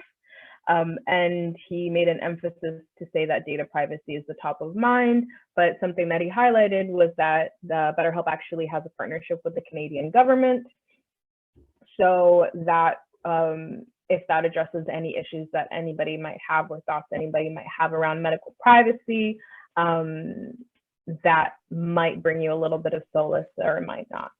The fourth question that we asked is whether or not there was a BetterHelp office for support within Canada. Kafir said that there is no support office anywhere around the world. All of the support is handled by their member success team, and they are international. But typically all inquiries that come in on the same day are dealt with before 5 p.m. And if not, it is 5 p.m. the next day, Pacific Standard Time. So from this conversation going forward, Corbett and I had a couple of considerations to bring forward to exec. The first one being the cost. So ultimately, we would be partnering with BetterHelp and having that 1 month of free support. But after that 1 month, it is $320 Canadian, really a month it rounds around to on the lower scale. Corbett did the math, and if we wanted to provide this to the entirety of council, just 1 month of support that the SFSS pays for would be $16,000. That is a lot of money. So that is something that exec needs to consider. The second thing is that we wanted to look at the benefits of elongated support versus short-term support. In the case in which somebody does a month and then they find that it's really, really, really beneficial, if we don't have anything in place to actually support them longer than that, then that could be more harmful than it does good. So Corbett had some ideas around maybe putting together like a specialty program or addressing access in different types of ways, but that was what came out of the conversation with Kafir. And Corbett, do you have anything to add to that? Yeah, just the pricing aspect. Like, I don't expect everyone to use it all the time, but it's just that we could, because the way I understood it, either they said first month is just not so much like calendar month, but rather whenever they use it. So it could be like 6 months down the road. The first month of it would be free, but after that it's 320 or so. And if it's something like only like a small percentage of our council and exec needed to use it regularly, if it was really good, then it's affordable, but we'd have to either set a certain amount that how many people could actually financially support or not. Yeah, it's a potential challenge to figure out how much money we'd need to support this and how long, and or if even it's effective or not. Because it came across to me as kind of similar to my SSP, but broader range, more. One of the things that sounded really good that I had mentioned or had checked that was like a lot of intersectional therapy, pretty much like people with your own culture, religion, and I think even language to a certain extent, because it's international, which I think would be very helpful for specific people. We just don't know how many people would need it or how effective it would be. Would we be able to make a survey for next council meeting to see their experiences with using my SSP versus like what the and then we could make this, I don't know if we even made this presentation to council, but perhaps we could, and then say, here's what we've been doing. Would we be using it? Then we could get the numbers of how many folks would be actually interested in using BetterHelp. Then we could see if it is worth it or not. If we get, let's say, over 50% that says yes. Allah?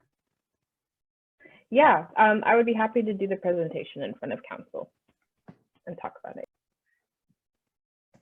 Should we have a survey ready to come after? If you said, would you be interested in using this? Yes or no? Oh, Yeah. okay. Okay. Yeah, I don't know how many people would be using it either, but I think it would be good to get some numbers. Corbett, what would you think? Oh yeah, totally think it'd be good to get a survey and see people that think they might need support or not.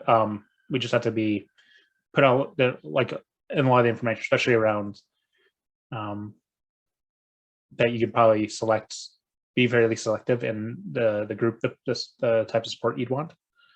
So yeah, I'm in favor of bringing this council and giving more information. Okay, and to clarify, it has like counseling services, right? Yeah. Okay. So seeing as is there any other discussion? Okay. We'll go on to item 9.10, SOP proposal.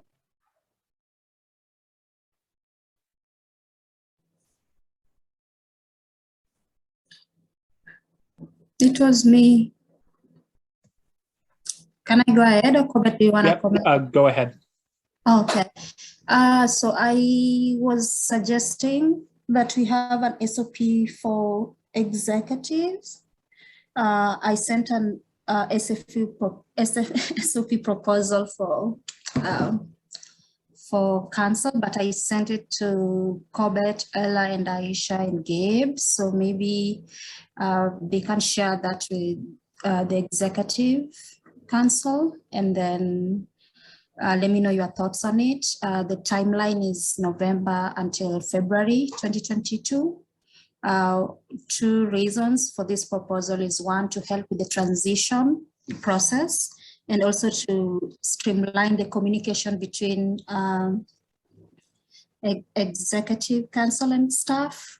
And also the fact that it already exists is that it's not being used, but we already have one. So we'll just build on that. Yep. That's all. Let me know if you have any questions.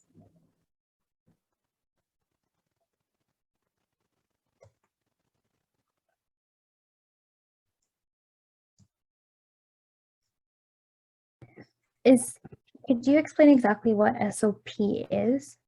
Like what it stands for? Oh, sorry. Standard operating procedures.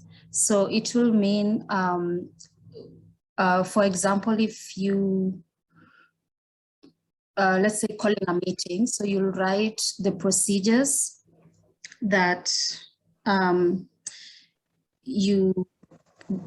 procedure that you do. If it's calling a meeting, you'll say, I call for the agenda. Where's the agenda document? Who do I send it to? In this case, we were brainstorming with other staff, and we were thinking just every exec to just give us a brief overview on their daily task, point of contact, or their staff that they work with frequently. And you don't have to really worry about the, the language. So I'll deal with the language. You just give me a brief overview of what you do. And I have templates that I can share, and we can also just have one-on-one conversation, and I'll create a Google Doc for each exec. So then we can brainstorm together and have it ready for the next exec. So for example, if I wanted to like call an events and student affairs committee meeting, I would follow these SOPs of how to do so. Yes, exactly. So then it makes it easier for even the next exec, or even when someone is on leave of absence, then we know how we can support those one leave of absence without having to struggle so much, because we have the procedure written in place. We just have to follow it. And what is the difference between these procedures and policy? Would these be like implemented as policy? So the policies influence the procedures. So we'll make sure that the procedures that we have are in line with the policy that we have. So it's the other way around. So the policy will guide us the procedure. So any procedure you're doing, you want to see if it's in line with, let's say, the policy around leave of absence, what happens, or any procedure that the president is doing, for example, is in line with what the policy says when they're on leave of absence.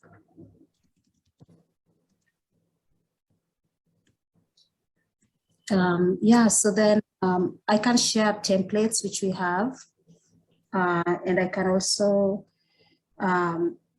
share examples. I just forgot to attach the board policy that already exists, but it's really outdated. It's a 2018 version, but it can give you a rough idea on what we're talking about here. BD, do you think we could even do one for like, because Jennifer basically did this and then it's all in my Google Drive, but now that we have something where you can work on it, where it's like actually within the SFSS, could I share some of those with you? Because some of them are even about like how to call for a meeting, how to submit an agenda item, how to place a work order, how to chair Robert's rules. Yeah, Yeah, you can share that as well. Okay, even like Robert's rules, you can still see that I'm struggling. So I think that'd be helpful. Okay. I was also wondering, could we possibly make these into like little SOP guidebooks with graphics that Yeah, are we have downloadable as PDFs? Yes. So the template that you're gonna use gives you the option of also attaching pictures, and most of the cases just like screenshot on what you're talking about. Let's say sending an agenda, where do I get that? By just attaching pictures to make it useful for whoever is reading it.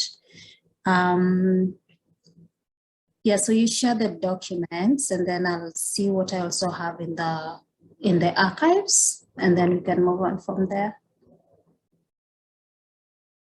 I wanted to say something, but I've forgotten.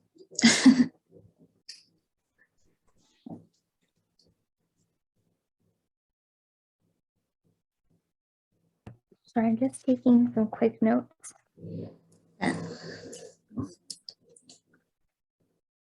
Cool, thank you, Petey. I wish I had that when we all started in May. It would have been very helpful. Yeah, oh, just remembered. So the reason why we're also asking exec to like give us those notes is because there's a lot of changes that has happened, especially with the sub. So yes, we'll rely on old SOPs and old documents, but it will be really also useful if we have just any new procedures that you think was really useful, like any new contact or any new, let's say working remotely, all that will need to be considered, and the sub as well will need to be considered in developing these SOPs. Ella, you have a direct response, and I noted that down. Beatty, thank you. Yeah, I wanted to also emphasize, I think if executive passes the allotted money for Notion, that it would be really, really beneficial to have these SOPs in place, because we could add, like, for example, the Notion piece onto the exec SOPs, so that when we do the transition, when I'm here, I can like go through and teach everybody how to use Notion, how to do these like individual things that fit directly into their standard operating procedures as members of the executive committee. This is amazing. Thank you to both of you for working that in Corbett as well. I think that's really something to look forward to. And also just like recognizing and acknowledging that this is our first year with the new governance. So we kind of do need to work from the ground up again with what does our job look like with 7 execs and with X amount of staff, and especially like even with the new internal communications group, what is the standard operating procedure when you communicate with staff, and whose staff are you working closely with, etc. I think that'd be really good. Corbett, do you have something to say? You're unmuted. No, I think it's definitely needed. I've mentioned a number of times, kind of, I think with exec or with Gabe or others privately, that one thing I've noticed is that we have good detail on what with our bylaws around what our roles are for each of our portfolios, but we don't really have a lot of good language around what's kind of like general exec duties. Things like being on hiring committees, being on more than just minimum 2 committees, how to chair things, how to, which groups, which staff are you worked with, what's the relationship between everyone, and how to organize yourself with your emails, with your Google Drive, all these kinds of things are kind of guides or policies, procedures that we can set up on all of us. Just generally, what is our general day-to-day experiences like? That needs to be written down. So I'm all in favor of this. B, what is the timeline for this? Like, what are you expecting to have done, and what documents do you need, and by when? So my overall timeline is now until February 2021. I don't have a specific date. The reason is I'm targeting that by the time we have the new exec council elected, we have this as part of the transition documents. So we'll be doing all this having elections in mind, and considering that once they are elected, they'll need to have something to start with. So this SOP will come in handy. So let's say if,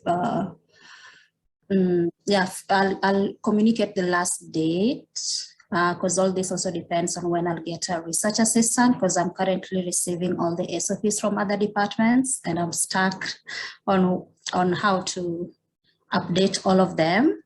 But general answer, February 2022 is my deadline for this.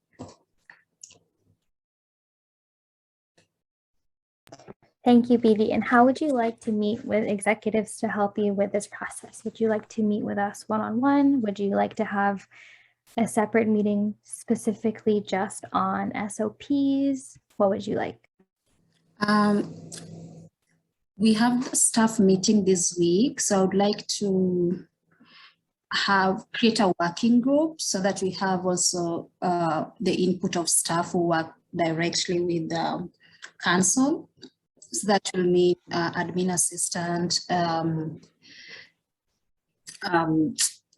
member service, and also just the staff in general. Then after that, I can also meet with every exec one-on-one, but only after they've given me a brief overviews of what procedures they have in mind that they want to incorporate. So then we can have something to build on in that conversation.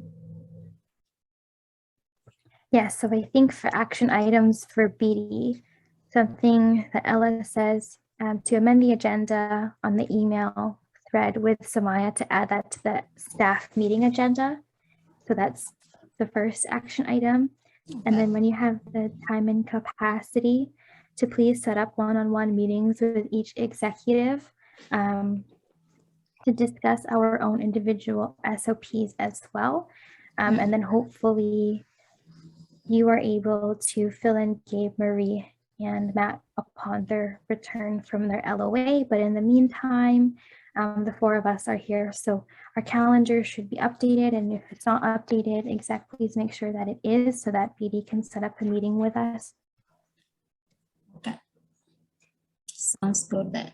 I'll do so as from Thursday. Thank you. A+ for efficiency for all of us. Thank you. And move on to the last discussion item, 9.11. We are almost there. Excess liability by Almas.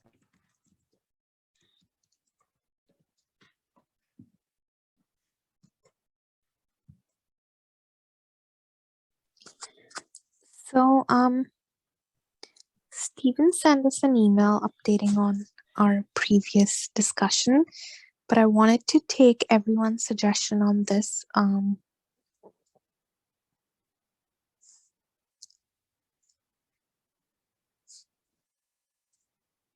So like I said, there are layers to this insurance. Like there's the very first basic layer, and then there's the second layer, and then there's the third layer.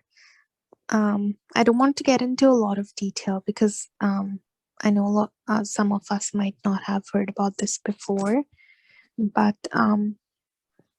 the general overview is that since we're trying to bring all the renewal dates as close as we can, there's no issue with the very first coverage, which is the basic one.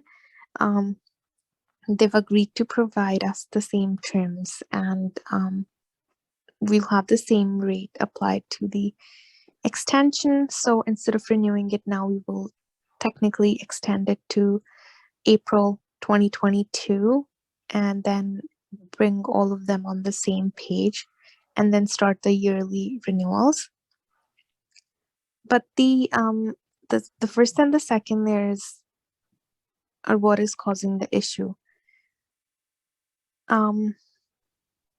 They don't really, the second layer does not really have an issue with extending it till the April 2022, but they're saying that they wish to apply for a minimum renewal rate increase of 10%. And now the main issue comes in with the third layer. They can't really extend their policy past 30 days because that's a part of their policies. So the only plan we have is that we keep renewing it on 30-day basis until it starts aligning with the date of the first and the second one.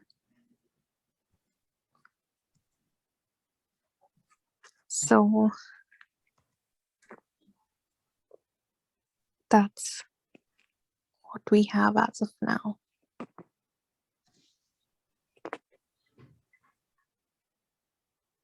Do you have any document we can look at too for reference? There's no document, but there's the email that you guys can look at.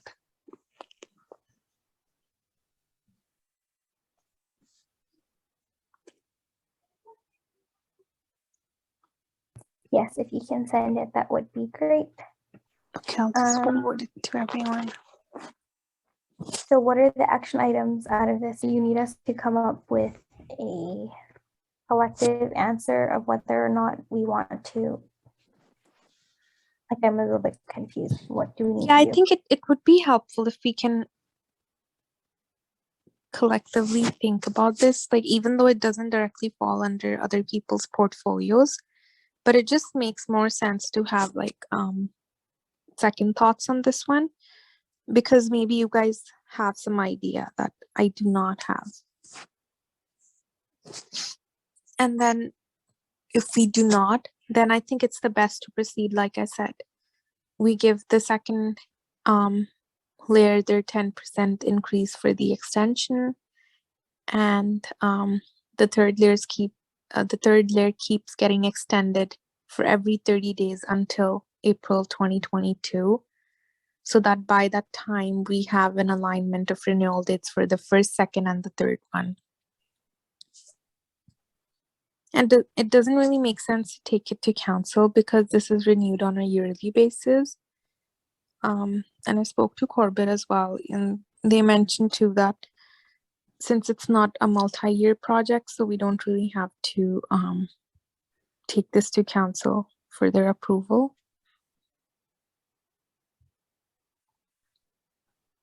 Yes, it's insurance for the sub, Jess.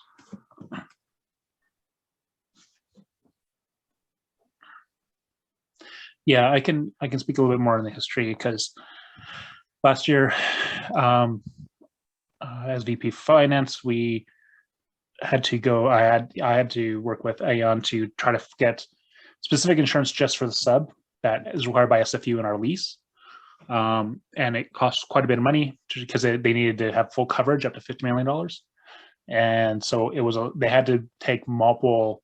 They had to basically build up multiple levels of insurance with multiple carriers to be able to get that much money, and it took a very long time, like 6 months or so, to get that. And now, but it was also gotten in like December or so. Normally, our insurance is all in line for May 1st, and so yeah, getting it all together, like our regular operating insurance plus this building insurance all together in one big go around would be better for us. But yeah, it sounds like there's challenges with all the different layers, the different groups. So I'd have to think about this more after I've read the email and maybe do some follow-up questions, but I can't really do so right now.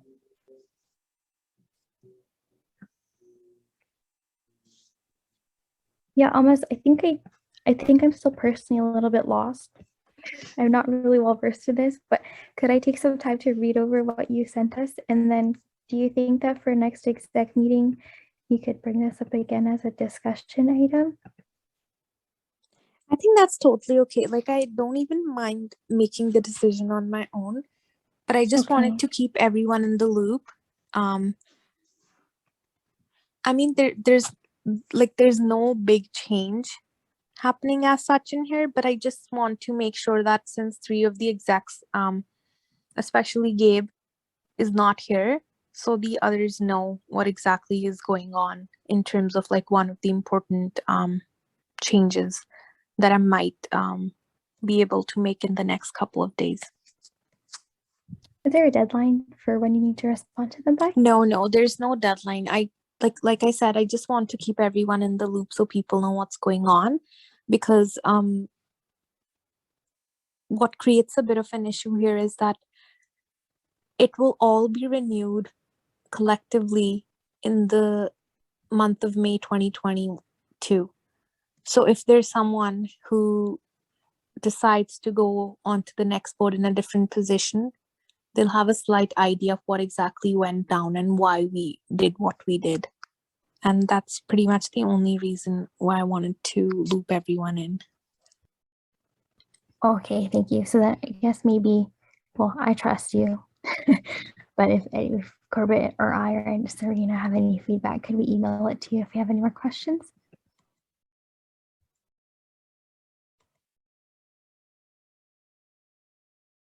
Okay, so we'll just get back to you, Amos, via email if we don't understand anything, but I do trust you and what to do next. But Corbett, I think you said you needed some time to look over the document and the email. Yes, thank you. Okay, so maybe Amos, if you can just wait for a response from Corbett. Sure. I was just afraid that some people might be like, okay, why are we doing a 30-day thing? Like, what's wrong with her? Why didn't we extend it fully? So I thought it makes sense to like bring it up into a meeting and give everybody a background of what is going on. And that's about it. Cool, thank you. Okay, we're here now for section 11, adjournment. Be it resolved to adjourn the meeting at 3:30 p.m. May I have a mover Corbett moves. and a seconder? Serena? Okay, is there any discussion on the adjournment of the meeting? Okay, so it is carried. I think that's the end of the meeting. Okay. Thanks, everyone. Thanks, everybody.